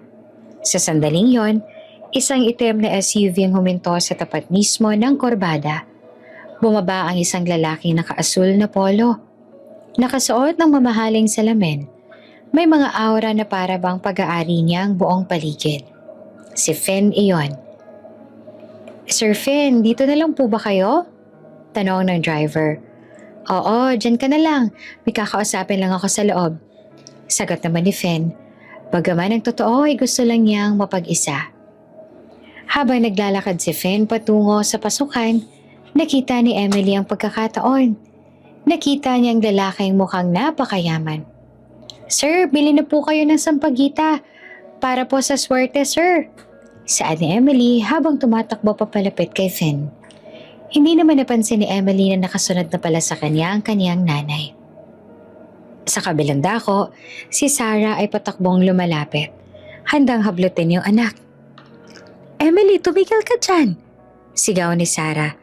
Pero dahil sa ingay ng mga sasakyan, hindi siya naririnig ng bata. Ikaw na naman? Ikaw yung batang nabangga ko nung nakaraan, hindi ba? Saad ni Finn habang tumitigil at tinitingnan ng batang humarang sa kanya. Opo, sir. Kayo po yung mabait na sir na nagbigay ng 1,000, diba? Nakangiting sabi ni Emily. Bili na po kayo, sir. Para po sa baon ko sa school at para hindi na rin po mapagod si nanay sa paglalaba. Napatigil si Finn. May kung anong kurot sa puso niya ang mararamdaman. Tinitigan niya ang mukha ng bata. Yung mga mata ni Emily ay para bang mga salamin na nagpapakita sa kanya ng isang mukhang matagal niya nang hindi nakikita. Bago pa makasagot si Finn, nakarating na si Sarah sa likuran ni Emily. Emily, sinasabi ko na nga ba? Galit na sigaw ni Sarah habang hinahawakan sa balikat ang anak. Mabilis na lumingon si Emily. Bakas ang takot sa mukha niya. Nay, pasensya na po. Gusto ko lang po talagang makatulong. Naputo lang sasabihin ni Emily nang dahan-dahang tumingin si Sarah sa lalaking nasa harap nila. Para bang tumigil ang pag-ikot ng mundo para kay Sarah. Yung hangin ay naging mailap. At yung ingay ng paligid ay biglang naging isang nakakabinging katahimikan. Doon, nakatayo si Finn, ang lalaking minahal niya. Ang lalaking iniwan niya at yung tunay na ama ng batang hawak niya. Sarah, mahinaw usal ni Finn. Halos hindi siya makapaniwala. Ang salamin niya sa mata ay dahan-dahan niyang itinataas. Umaasang namamalikmata lang siya. Sarah, ikaw nga ba yan? Lumaki ang mga mata ni Sarah sa takot. Yung unang instinct niya ay tumakas. Emily, tara na. Umuwi na tayo. Sad ni Sarah habang hinihila si Emily palayo. Sandali. Sandali, Sarah. Sigaw ni Finn. Hindi niya pwedeng hayaang mawala ulit ang babaeng 8 taon niyang hinanap. Mabilis siyang humakbang at tinawakan ang braso ni Sarah. Huwag kang aalis. 8 taon, Sarah. 8 taon kitang hinanap. Bitawan mo ako, Finn. Hindi mo kami kilala. Nagkakamali ka lang ng taong nakita. Pagsisinungaling ni Sarah. Habang mga luha ay nagsisimula ng pumatak sa kanyang mga pisngi. Nagtataka naman si Emily sa nangyayari. Nay, kilala niyo po ba si Sir? Bakit po kayo umiiyak? Tanong na bata. Ang kanyang mata ay palipat-lipat sa kanyang nanay at sa lalaking hawak ang braso nito. Tumingin si Finn kay Emily, pagkatapos ay kay Sarah. Yung matinding emosyon ay bumalot sa kanya. Sino siya, Sarah? Sinong batang to? Wala kang pakialam. Anak ko siya. Bitawan mo ako. Parang awa mo na huwag mo kaming guluhin. Sigaw ni Sarah, napilit na kumakawala. Sa gitna ng kaguluhan, maraming tao nang nagsimulang tumingin. Ayaw ni Finn ang eksena, pero ayaw din niyang mawala si Sarah. Hindi ako aalis hanggat hindi tayo nag-uusap. Sarah, please. Kahit para lang sa 8 taon na pangungulila ko, pag-usapan natin to. Saad ni Finn, napilit na pinapakalma ang boses. Nay, nasasaktan po ako sa hawak ninyo. Reklamo ni Emily. Dahil sa higpit ng hawak ni Sarah sa kanya. Doon lang natauhan si Sarah. Tumingin siya sa paligid at nakitang pinapanood na sila ng mga vendor at mga pulis sa malayo. Alam niyang kapag hindi siya sumama, mas lalo lang magiging magulo. At higit sa lahat, nakita niya ang determinasyon sa mga mata ni Finn. Yung parehong determinasyon na nakikita niya kay Emily araw-araw. Fine, mag-uusap tayo. Pero bitawan mo ako. Sabi ni Sarah ng boses ay nanginginig sa takot at pait. Doon tayo sa loob ng kotse ko. Mas tahimik doon. Mungkahin ni Finn. Hindi. Hindi ako sasakay sa kotse mo. Doon tayo sa gilid sa may fast food. Pagmamatiga si Sarah. At huwag mong aasahan na magiging madali to, Finn. Naglakad silang 3 patungo sa isang malapit na fast food restaurant. Si Finn ay hindi maalis ang tingin kay Sarah, habang si Emily naman ay naguguluhan pero sumusunod lang. Si Sarah ay para bang pasa ng daigdig. Bawat hakbang ay puno ng pagsisisi kung bakit pa siya dumaan sa simbahang iyon. Habang naglalakad, napansin ni Finn yung ayos ni Sarah. Yung dati nitong makinis na balat ay para bang natuyo na sa hirap. At ang suot nitong damit ay luma at kupas na. Ang puso ni Finn ay nadudurog. Ang babaeng binalaking bigyan ng korona ay mukhang biktima ng malupit na tadhana. Anong nangyayari sa'yo, Sarah? Bakit ka nagtitiis ng ganito? Saad ni Finn sa kanyang isipan. Pagpasok sa restaurant, humanap sila ng pwesto sa dulo. Inorderan ni Finn si Emily ng chicken at spaghetti para manahimik ang bata at makakain ng maayos.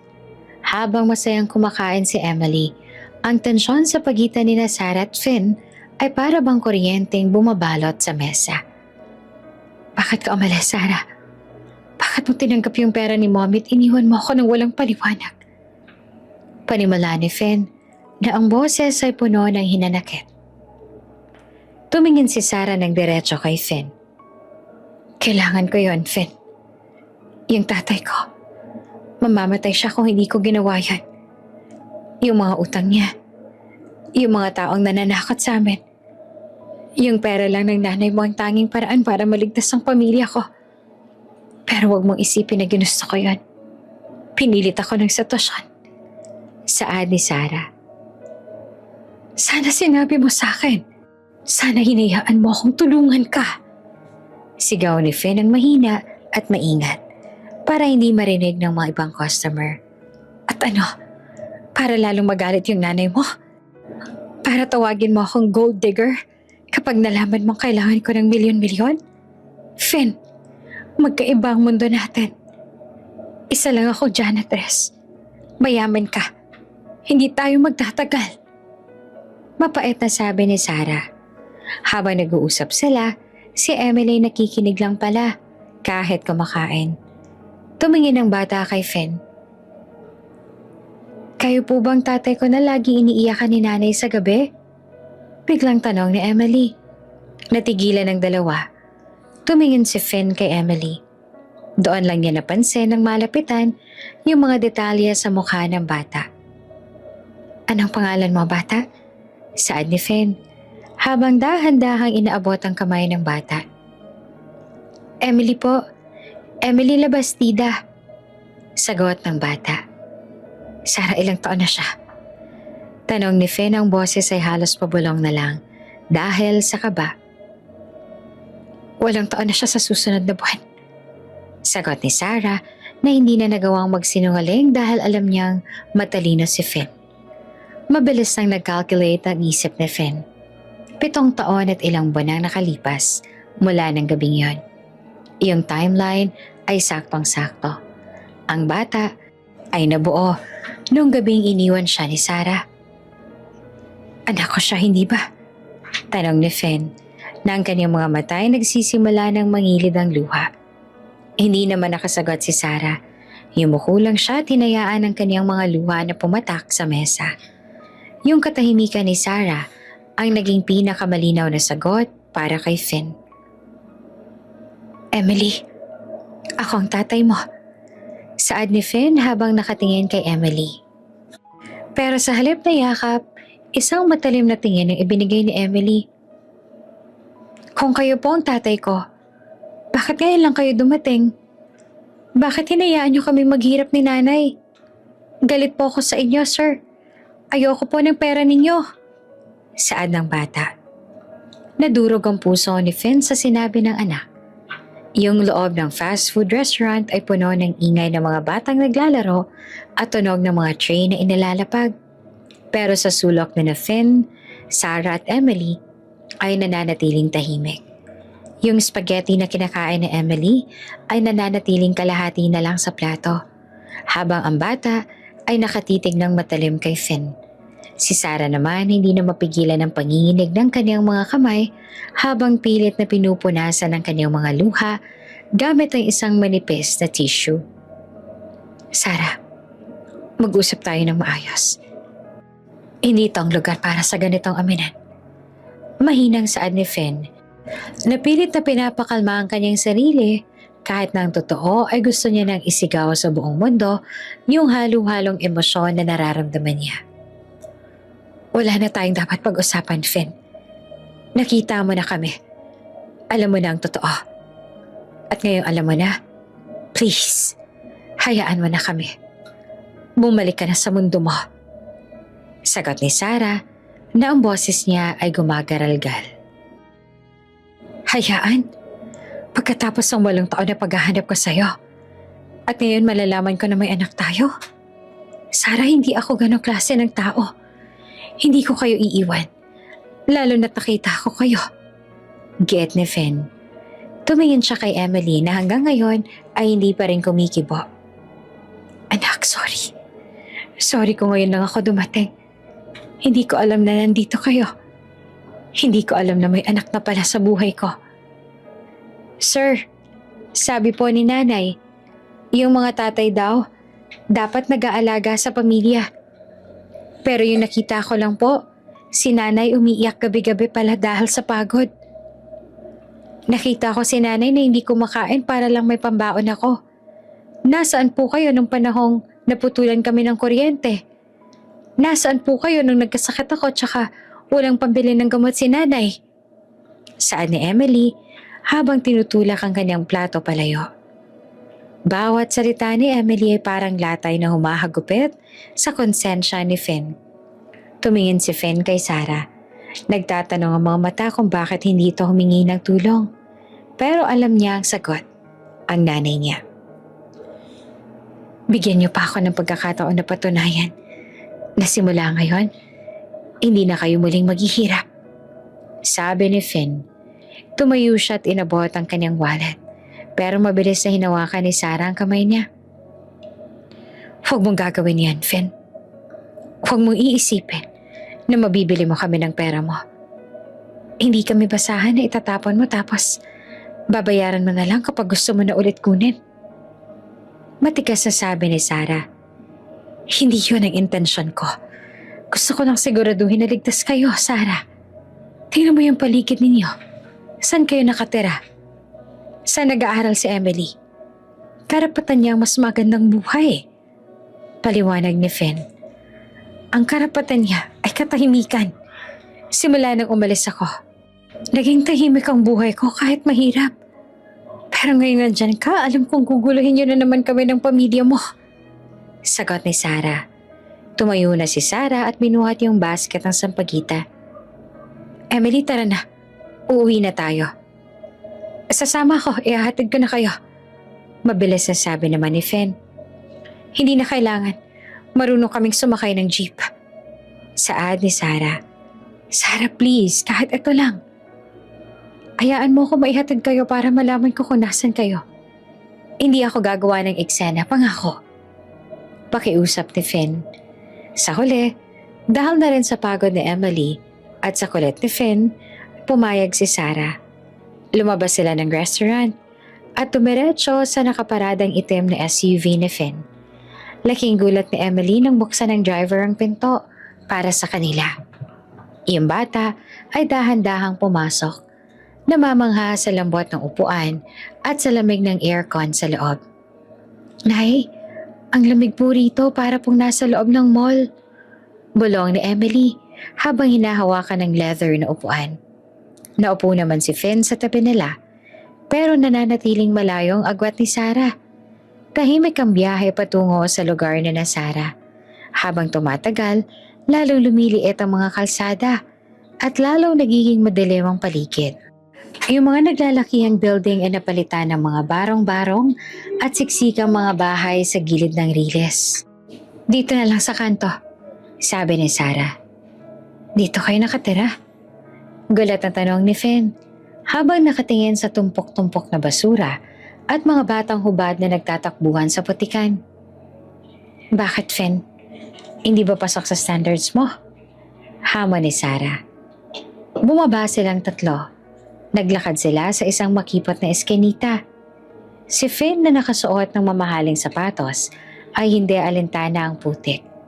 Ang tanging mahalaga sa kanya ay ang makitang ligtas ang mag-ina sa loob ng bahay nila. Pagdating sa tapat ng isang maliit na pinto na gawa sa pinagtagpi-tagpi na plywood at yero, tumigil si Sarah. Ito yung bahay namin. Nakita mo na. Ngayon pwede ka nang umalis, sabi ni Sarah. Pero bago pa makasagot si Finn, bumukas ang pinto. Sarah, saan ka ba galing? Kanina pa kita hinihintay. Yung upa ninyo sa landlady. Naputo lang sasabihin ng kapitbahay nang makita ang lalaking kasama ni Sarah. Dito niyo pinalipalaki ang anak ko? Sarah, sa ganitong lugar? Saad ni Finn habang tinitingnan ang kabuuan ng maliit na kwarto. Wala pang 10 square meters ang laki nun. Isang banig sa sahig, isang maliit na lamesa, at may ilang perasong damit na nakasampay pa sa loob. Ito lang ang nakayanan ko, Finn. Hindi lahat kami pinanganak na may gintong kutsara sa bibig katulad mo. Ginawa ko lahat. Nag-sales lady ako. Naglaba. Naghugas ng pinggan para lang may makain ng batang yan. Pasigaw na sagot ni Sarah. Ang kanyang pagtitimpe ay tuluyan ng bumigay. Nagulat naman si Emily sa sigaw ng nanay niya. Lumapit ang bata at niyakap ang binte ni Sarah. Tumingin naman si Emily kay Finn na may halong takot at inis. Sir, umalis na po kayo. Pinapaiyak niyo po si nanay, sabi ni Emily. Nanlambot si Finn. Lumuhod siya para maging kapantay ang paningin ni Emily. Emily, hindi ko gustong paiyakin ang nanay mo. Gusto ko lang kayong tulungan. Hindi ko alam na ganito ang pinagdadaanan ninyo. Saad ni Finn. Hindi niyo po kailangan malaman kung nasan kami dati kasi hindi naman po talaga kayo naghanap. Sagot ni Emily na kahit bata pa ay may matalim ang bawat salita. Naghanap ako, Emily. 8 taon akong hindi tumigil. Pinuntahan ko lahat ng probinsya. Kumuha ko ng mga tao para hanapin ang nanay mo pero sadyang itinago ka niya sa akin. Paliwanag ni Finn. Tumingin si Emily kay Sarah. Nay, totoo po ba? Hinanap niya tayo? Hindi makasagot si Sarah. Tumalikod siya at pumasok sa loob ng bahay. Sumunod si Emily. Naiwang nakatayo si Finn sa labas ng pintuan. Sa gitna ng madilim at mabahong eskinita, ramdam niya ang bigat ng kanyang dibdib. Lahat ng yaman niya sa bangko ay walang silbi sa harap ng pamilyang to na nasaktan niya nang hindi niya sinasadya. Sarah, hindi ako aalis dito hanggat hindi mo ako hinahayaang magpaliwanag tungkol sa nangyari 8 taon ang nakakalipas. Kailangan mong malaman ang totoo tungkol sa nanay ko. Saad ni Finn bago kumatok ng mahina sa pinto. Mula sa loob, narinig ni Finn ang hikbi ni Sarah. Alam niyang malapit na siyang mapatawad, pero alam din niyang mahaba pa ang lalakbayin niya para makuha ang tiwala ni Emily. Ang batang may birthmark na kapareho niya ay ang pinakamahirap na kalaban na kailangan niyang suyuin. Bukas babalik ako at sa pagkakataong yon, hindi ko na kayo hahayaang manatili rito. Pangako ni Finn sa kanyang sarili bago siya dahan-dahang lumakad palayo. Pitpit ang determinasyong buuing muli ang pamilyang matagal na ang nagkawatak-watak. Hindi nakatulog si Sarah ng gabing yon. Bawat kaluskos sa labas ng kanilang barong-barong ay para bang boses ni Finn na tumatawag sa kanya. Sa tabi niya mahimbing ng tulog si Emily, pero bakas pa rin sa mga mata ng bata yung tuyong luha mula sa kanilang pagtatalo kanina. Hinaplos ni Sarah ang buhok ng anak.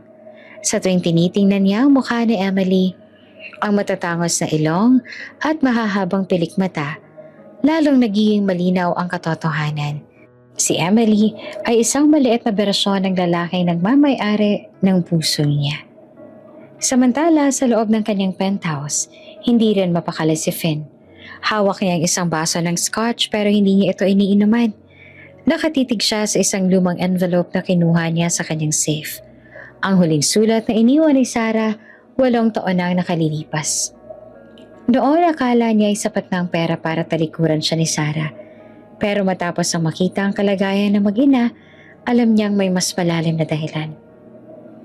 Marco, tawag ni Finn sa kanyang assistant sa telepono, kahit na madaling araw na.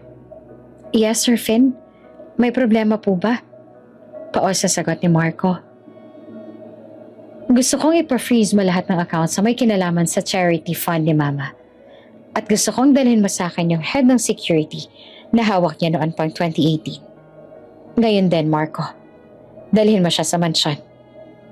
Utos ni Finn na ang boses ay puno ng otoridad na may halong pait. Pagdating ng umaga, hindi na nag-aksaya ng oras si Finn. Dumiretso siya sa mansyon ng nanay niya, si Doña Elizabeth. Nadatnan niya itong nag-aalmusal sa garden. Mukhang kalmado at tahimik sa kanyang silk robe.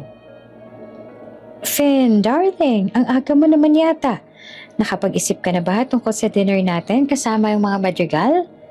Nakangiting tanong ng nanay niya. Hindi naman umupo si Finn. Nanatili siyang nakatayo. Ang kanyang mga kamao ay nakakuyong. Nahanap ko na sila, Ma. Natigilan si Doña Elizabeth. Ang tenedor na hawak niya ay bahagyang tumama sa porcelain plate. Nalumika naman ng isang matunog na ting. Sinong tinutukoy mo, anak? Si Sarah. At yung anak ko. Diretsahang sabi ni Finn. 8 taon na siya, Mom. 8 taon silang naghirap sa dumi. Tsaka gutom. Habang tayo namumuhay sa luho. Bakit mo ginawa yun? Bakit mo siya pinagbantaan? Tumayo si Doña Elizabeth na walang ngiti sa kanyang labi at napalitan ng lamig. Ginawa ko lang yun dapat, Finn. Yung babaeng yan, hadlang yan sa kinabukasan mo. Isang janitress, anak sa labas, masisira ang reputasyon ng pamilya natin. Binayaran ko siya para umalis. At tinanggap niya yon. Ibig sabihin, pera lang ang habol niya sa'yo. Ito ang reports ng ospital ng tatay niya. Binayaran mo siya, oo. Pero kinuha mo rin lahat ng pagkakataon niya para makahanap ng trabaho. Sinabihan mo lahat ng agencies na i-blacklist siya. Pinanood mo silang maghirap, Ma. Dugo at laman ko ang batang yun. May birthmark siya sa braso na kaparehong-kapareho ng sa akin. Saad ni Finn, habang nilalapag ang isang folder sa lamesa. Wala akong pakialam sa birthmark na yan. Ang mahalaga ay yung pangalan ng pamilya. Yung pangalan ng pamilya. Walang kwenta yan kung yung puso mo ay gawa sa bato. Malamig na sabi ni Finn. Mula ngayon, wala ka ng kontrol sa buhay ko. At huwag na huwag kang lalapit sa kanila. Dahil hindi mo magugustuhan ang gagawin ko. Iniwan ni Finn ang nanay niya na tulala at galit. Mabilis siyang bumalik sa lugar na Sarah. Nadatnan niya si Sarah na naglalabas sa labas ng maliit na lang apartment. Si Emily naman ay nakaupo sa isang upuan. Nag-aaral gamit ang isang lumang libro. Nang makita sila ni Finn, para bang bumagal ang takot sa dibdib niya. Sarah, tawag niya. Tumayo si Sarah at pinunasan ang kanyang mga kamay sa kanyang kupas na tapis. Bakit ka na naman nandito, Finn? Sinabi ko na sa'yo. Hindi na namin kailangan ng tulong mo. Alam ko na lahat. Alam ko na ang ginawa ni Mommy. Alam ko na yung pananakot niya sa'yo at kung paano kanya pinigilang makahanap ng maayos sa trabaho. Patawarin mo ako, Sarah. Patawarin mo ako kasi naging bulag ako. Saad ni Finn habang lumalapit at hinahawakan ng mga kamay ni Sarah. Ang mga kamay na dating malambot pero ngayon ay puno na ng kalyo. Nabitawan ni Sarah ang hawak niyang palanggana. Ang mga luha na kanina pa niyang binipigilan ay tuluyan na ring pumatak. Finn, natakot ako. Sabi niya, kapag hindi ako lumayo, sisiguraduhin niyang mawawala ang lahat sa amin. Wala akong kakampi noon. Ikaw lang meron ako. Pero paano kita malalapitan kung yung sarili mong nanay yung kalaban ko? Niyakap ni Finn si Sarah ng mahigpit. Nandito na ako ngayon. Hindi ko nahahayaang saktan kayo ng kahit sino. Kahit ng sarili kong pamilya. Napatingin sila kay Emily na nakatayo na pala sa likuran nila. Yung bata ay seryosong nakatingin sa kanilang dalawa. Lumapit si Finn sa anak at lumuhod. Emily, may gusto akong ipakita sa'yo. Sabi ni Finn at inangat niya ang kwelyo ng kanyang polo sa may liig at ipinakita ang kanyang birthmark. Isang maliit na marka na hugis between. Tingnan mo yung braso mo. Dahan-dahan namang tinaas si Emily ang kanyang manggas. Doon sa kanyang kaliwang braso ay yung eksaktong kaparehong marka. Nanlaki ang mga mata ng bata. Tumingin siya kay Sarah na tumango lamang habang umiiyak. Kaya po ba pareho tayo? Saad ni Emily na ang boses niya ay nanginginig. Dahil anak kita, Emily. Ikaw ang pinakamahalagang regalo na natanggap ko sa buhay ko. Kahit ngayon ko lang nalaman. Sabi ni Finn na ang kanyang boses ay puno ng emosyon. Alam kong galit ka sa akin dahil wala ako nung kailangan niyo ako pero pangako. Simula ngayong araw, hindi ko na kayo iiwan at gagawin ko ang lahat para mapatawad mo ako. Hindi agad yumakap si Emily pero hindi rin siya lumayo. Tinitigan niya si Finn ng matagal na para bang kinikilala ang mukha ng lalaking matagal niya nang iniisip. Sabi ni nanay, yung mga mayayaman daw laging busy. May oras po ba kayo para sa amin? Saad ng bata. Napangiti si Finn sa gitna ng kanyang luha. Lahat ng oras ko, Emily. Para sa inyo na ngayon. Sa loob ng maliit na apartment na yon, nagkaroon ng isang malalim na pag-uusap. Ipinaliwanag ni Finn na kailangan nilang lumipat sa isang mas ligtas na lugar. Noong una ay tumanggi si Sarah dahil ayaw niyang isipin ng mga tao na bumalik lang siya dahil sa pera. Pero nangawakan ni Finn ang kanyang kamay at sabihin, hindi to tungkol sa pera, Sarah. Tungkol to sa pamilya. Unti-unti siyang napapayag. Habang nag-e-empake sila sa kanilang ilang gamit, isang itim na van ang dumating. Hindi ito yung driver ni Finn, kundi yung security team na kinuha niya para bantayan ang mag-ina. Alam ni Finn na hindi titigil ang nanay niya ng gano'n na lamang. Kaya, kailangan niyang maging handa. Nay, dadalhin po ba natin tong basket ng sampagita? Tanong ni Emily. Iiwan na natin yan, anak. Sagot ni Sarah. Wag, pigil ni Finn. Kinuha niya ang basket at pinuhat ito mismo. Dadalhin natin to para hindi natin makalimutan kung gaano kayo katapang na hinarap ang buhay habang wala ako. Sumakay sila sa sasakyan.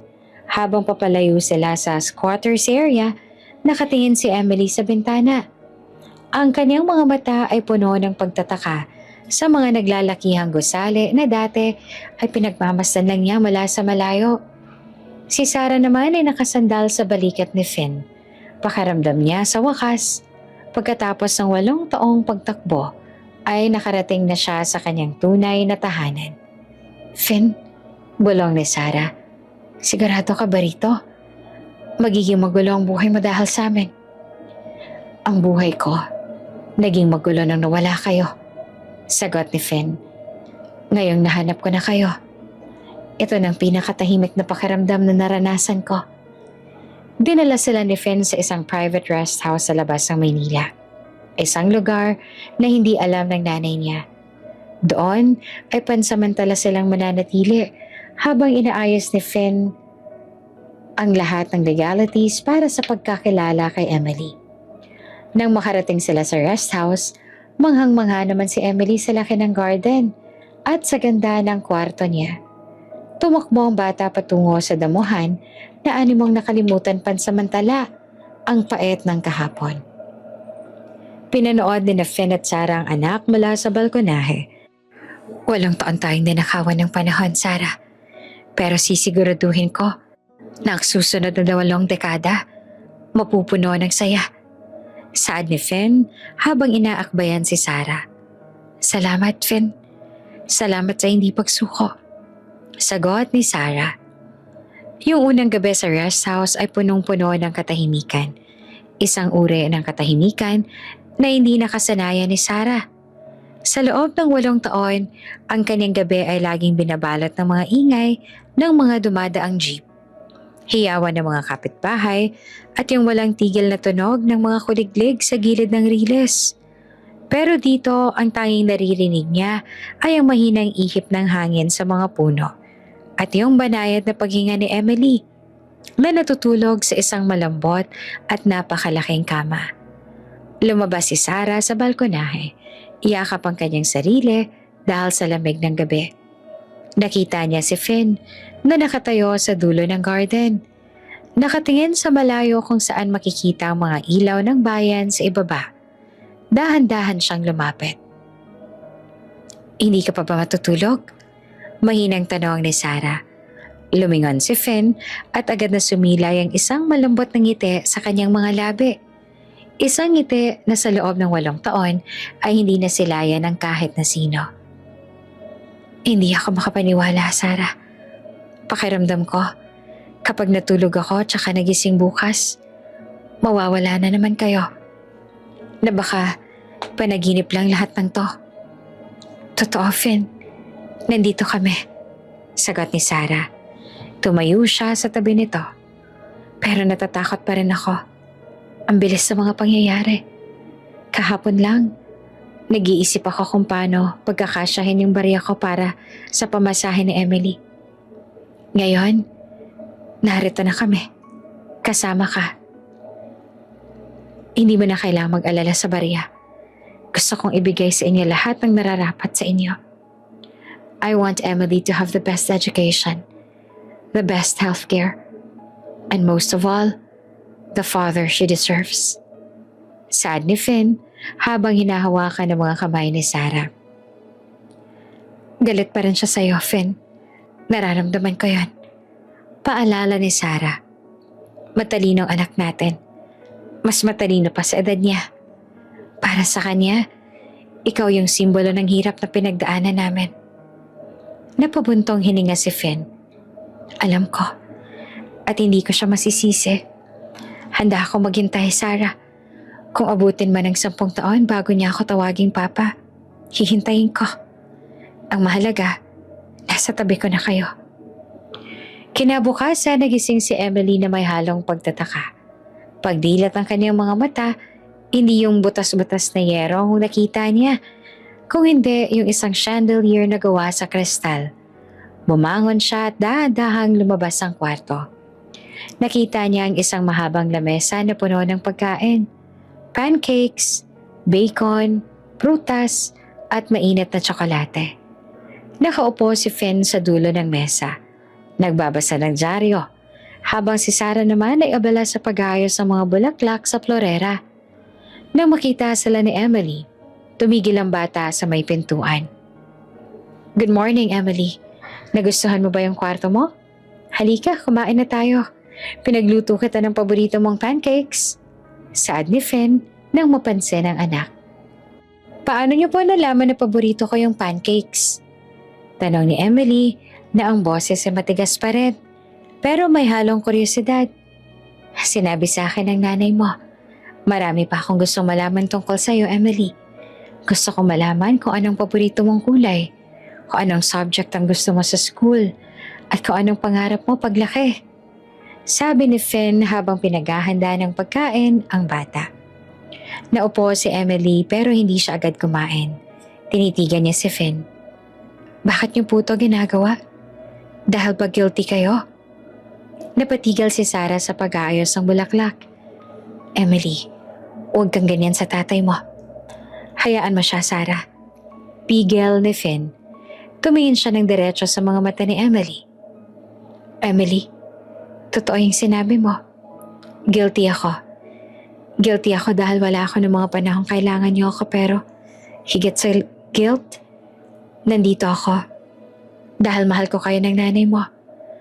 Walang araw sa loob ng 8 taon na hindi ko kayo hinanap. At ngayong nahanap ko na kayo, gagawin ko lahat para maging masaya kayo. Saad ni Finn. Kung mahal niyo po kami, bakit po hinayaan ng lola ko na maghirap kami? Sabi niyo po mayaman kayo. Di ba dapat mas makapangyarihan kayo sa kanya? Tanong muli ni Emily. Napakagatlabi si Finn. Doon ako nagkamali, Emily. Hinayaan ko yung ibang tao na magdesisyon para sa buhay ko. Pero simula ngayon, wala nang pwedeng humawak sa pamilya natin, kahit yung lola mo. Pagkatapos ng almusal, inaya ni Finn si Emily sa labas. Nagpahanda siya ng maliit na tent sa garden at mga gamit sa pagpipinta. Alam ni Finn mula kay Sarah na mahilig gumuhit si Emily gamit ang mga uling tsaka lumang papel sa kalsada. Gusto mo bang magpinta? Binili ko tong mga canvas tsaka acrylic paints para sa'yo. Alok ni Finn. Kuminang ang mga mata ni Emily nang makita ang mga kulay. Hindi niya napigilan ang kanyang sarili. Lumapit siya at nagsimulang humawak ng brush. Habang nagpipinta ang bata, naupo lamang si Finn sa tabi nito habang pinapanood ang bawat galaw ng kanyang anak. Sir, tatay, totoo po ba na kasing laki ng building ninyo yung bahay niya sa Manila? Saad ni Emily habang naglalagay ng kulay asol sa canvas. Napangiti si Finn sa salitang tatay na unang beses siyang narinig. Kahit medyo pilit pa ito. Hindi naman kasing laki ng building pero malaki rin. Pero alam mo, kahit gaano kalaki yung bahay, kung wala kayo roon, Parang opisina lang din yon.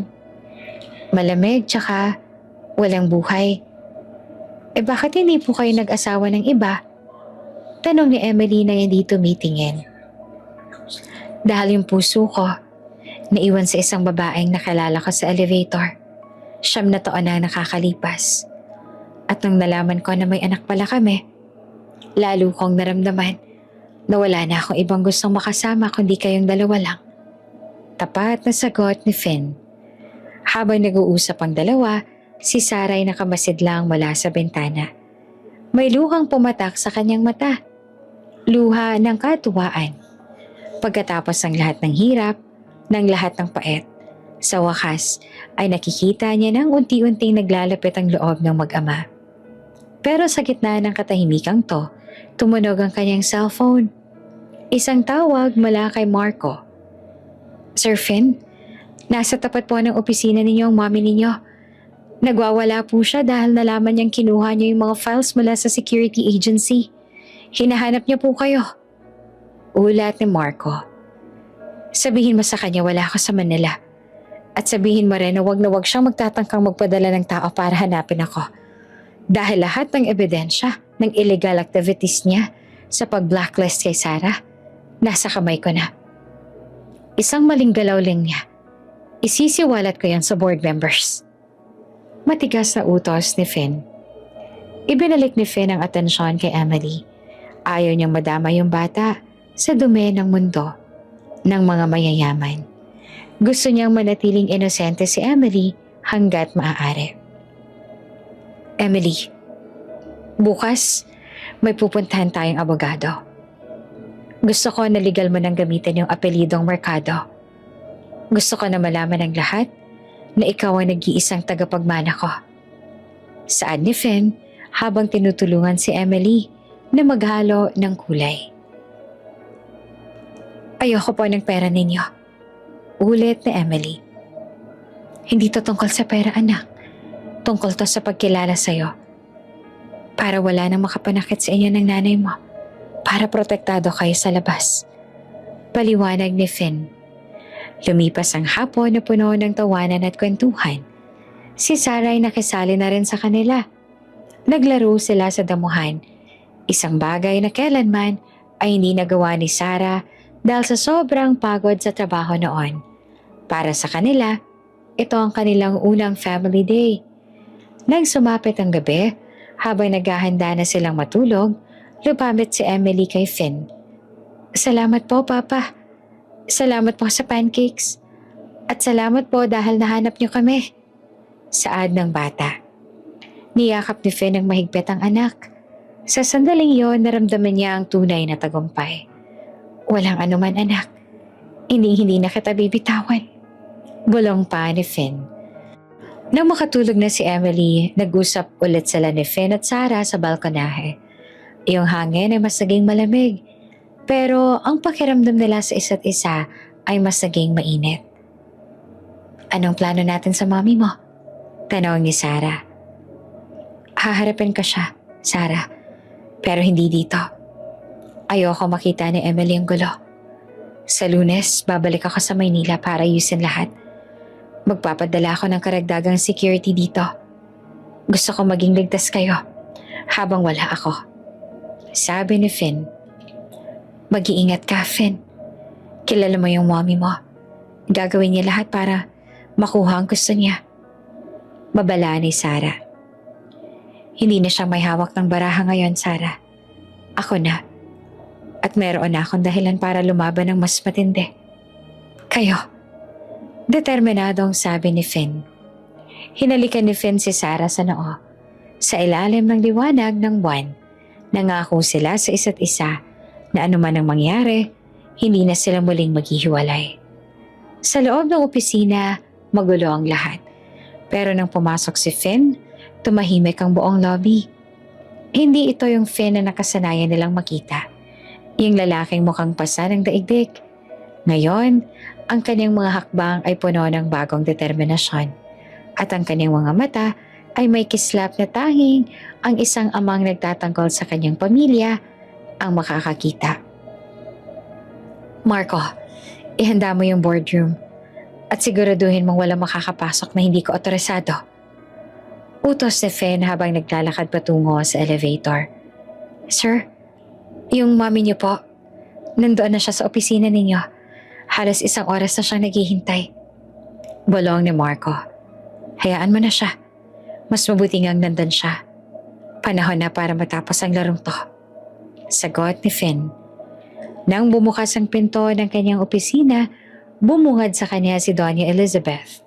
Nakaupo ito sa kanyang swivel chair. Hawak ang isang kopya ng report tungkol sa pag-transfer ni Finn ng ilang assets sa pangalan ni Emily.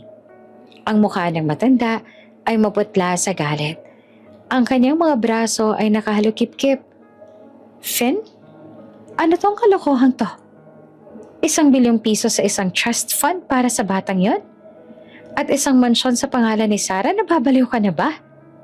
Sigaw ni Doña Elizabeth habang binabato ang folder sa lamesa. Dahan-dahang isinara ni Finn ang pinto.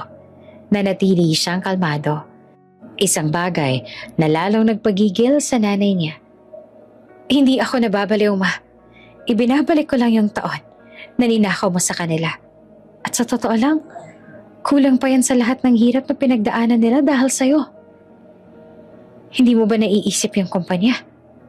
Kapag nalaman ng mga shareholders na yung tagapagmana ay anak ng isang hamak na janitress, babagsak ang stocks natin. Masisira lahat ng tinayo ng tatay mo. Saad ni Doña Elizabeth habang tumatayo at lumalapit sa kanyang anak. Hindi ito bumagsak nang nawala ako sa sarili ko sa loob ng 8 taon, ma. Sa tingin mo ba babagsak to dahil nalaman nilang may pamilya na ako? Baliktad, ma. Mas nagtitiwala ang mga tao sa isang leader na may pinoprotektahan. Sagot ni Finn. Hindi ko hahayaang mangyari to. Gagamitin ko yung boto ko sa board para alisin ka bilang CEO. Banta ng matanda. Dito na ngumiti si Finn. Isang ngiting walang bahid ng saya, kundi puno ng tagumpay. Gawin mo, ma. Pero bago mo gawin yan, baka gusto mong panoorin to.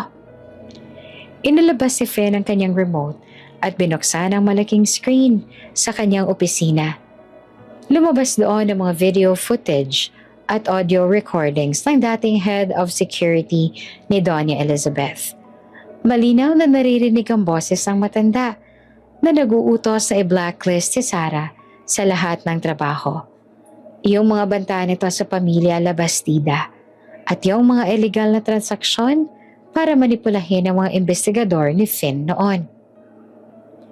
Saan mo nakuha yan? Nanginginig na tanong ni Doña Elizabeth. Lahat ng tao may presyo, ma. Yan ang tinuro mo sa akin, di ba?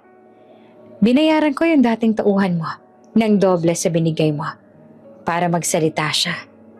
Ngayon, ito yung deal. Ibibigay mo sa akin lahat ng shares mo sa kumpanya at mag-retire ka ng tahimik sa rest house mo sa Switzerland. Kung hindi mo gagawin yon, yung video na to, mapupunta sa mga otoridad at sa media bago mag-alas 5 ng hapon. Saad ni Finn. Nanay mo ako, Finn. Paano mo to nagagawa sa sarili mong ina? Iyak ng matanda. Anak mo rin ako, ma. Pero hinayaan mo ako mabulok sa lungkot sa loob ng 8 taon. Pinanood mo ako magpakabaliw sa paghahanap sa babaeng mahal ko habang alam mo kung nasan sila. Pinanood mo yung apo mo na magtinda ng sampagitas sa kalsada para lang may makain. Nasaan ang puso mo ng mga panahong yun? Tanong ni Finn na ang boses niya gumagaralgal sa matinding hinanakit. Napaupo si Doña Elizabeth. Alam niyang talo na siya. Ang anak na dati sunod-sunuran sa kanyang ambisyon ay naging isang leon na handang kumagat para protektahan ang kanyang kawan. Sa huli, pinirmahan ng matanda ang mga dokumentong inihanda ni Finn. Umalis ka na, ma. Huwag mo na silang lalapitan ulit. Dahil sa susunod na makita kitang malapit kay Sarah o kay Emily, hindi na ako magdadalawang isip na ipakulong ka. Huling sabi ni Finn bago tumalikod. Nang makaalis ang nanay niya, napasandal si Finn sa kanyang upuan. Huminga siya ng malalim. Pakiramdam niya ay may malaking tinik na nabunot sa kanyang dibdib. Tinawagan niya agad si Sarah. Hello? Sarah? Tapos na. Ligtas na kayo.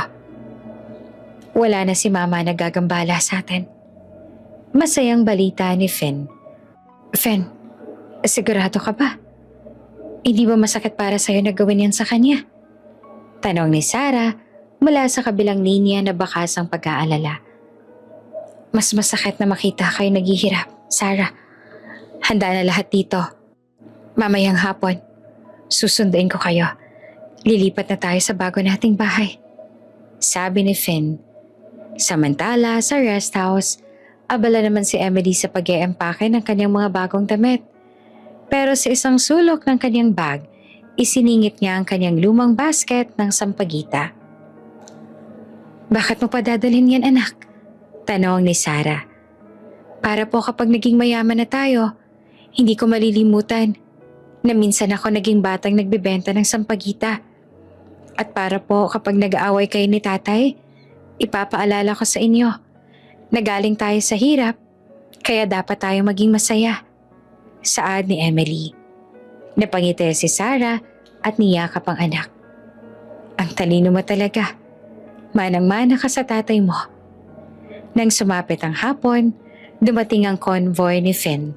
Sa pagkakataong to, hindi na lamang si Finn ang naroon, kundi pati na rin ang interior designers at personal assistants na tutulong sa kanila. Pero pinatigil sila ni Finn sa labas. Gusto niyang siya mismo ang sumundo sa kanyang pamilya. Dinala sila ni Finn sa kanilang bagong mansyon. Pagbaba ng sasakyan, namangha si Emily sa lawak ng garden. May malaking swimming pool, isang playground na sadyang pinagawa para sa kanya, at sa isang malawak na espasyo para sa pagpipinta niya.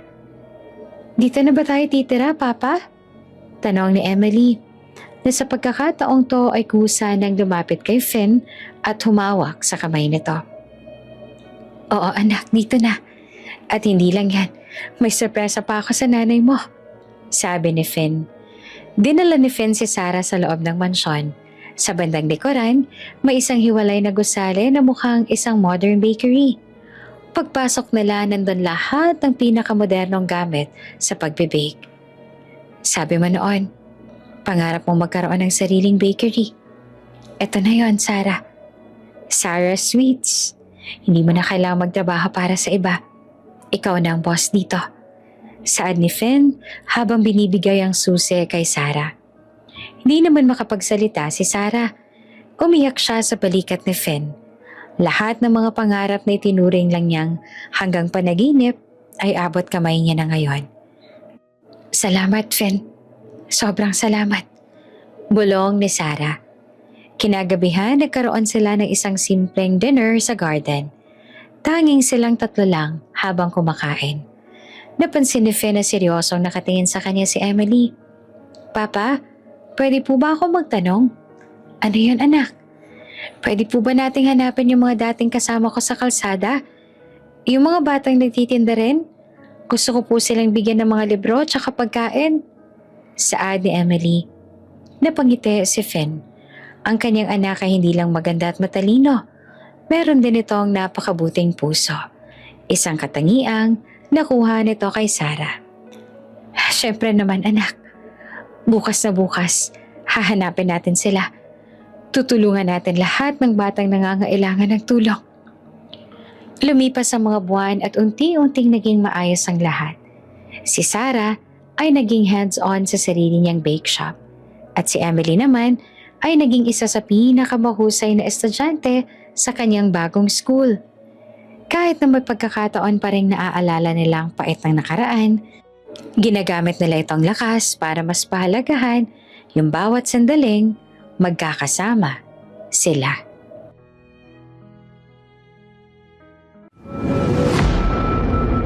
Kung bago ka pa lang sa channel na ito, Ate Jane TV, huwag kalimutang pindutin ang notification bell and subscribe button. Sana po hindi naman malaking abala sa inyo ang pagpindot ng subscribe button dahil ang kapalit po nito ay ang pagsuporta para makapag-produce ng mga libreng stories sa mga channels ni Ate Jane. Maraming salamat!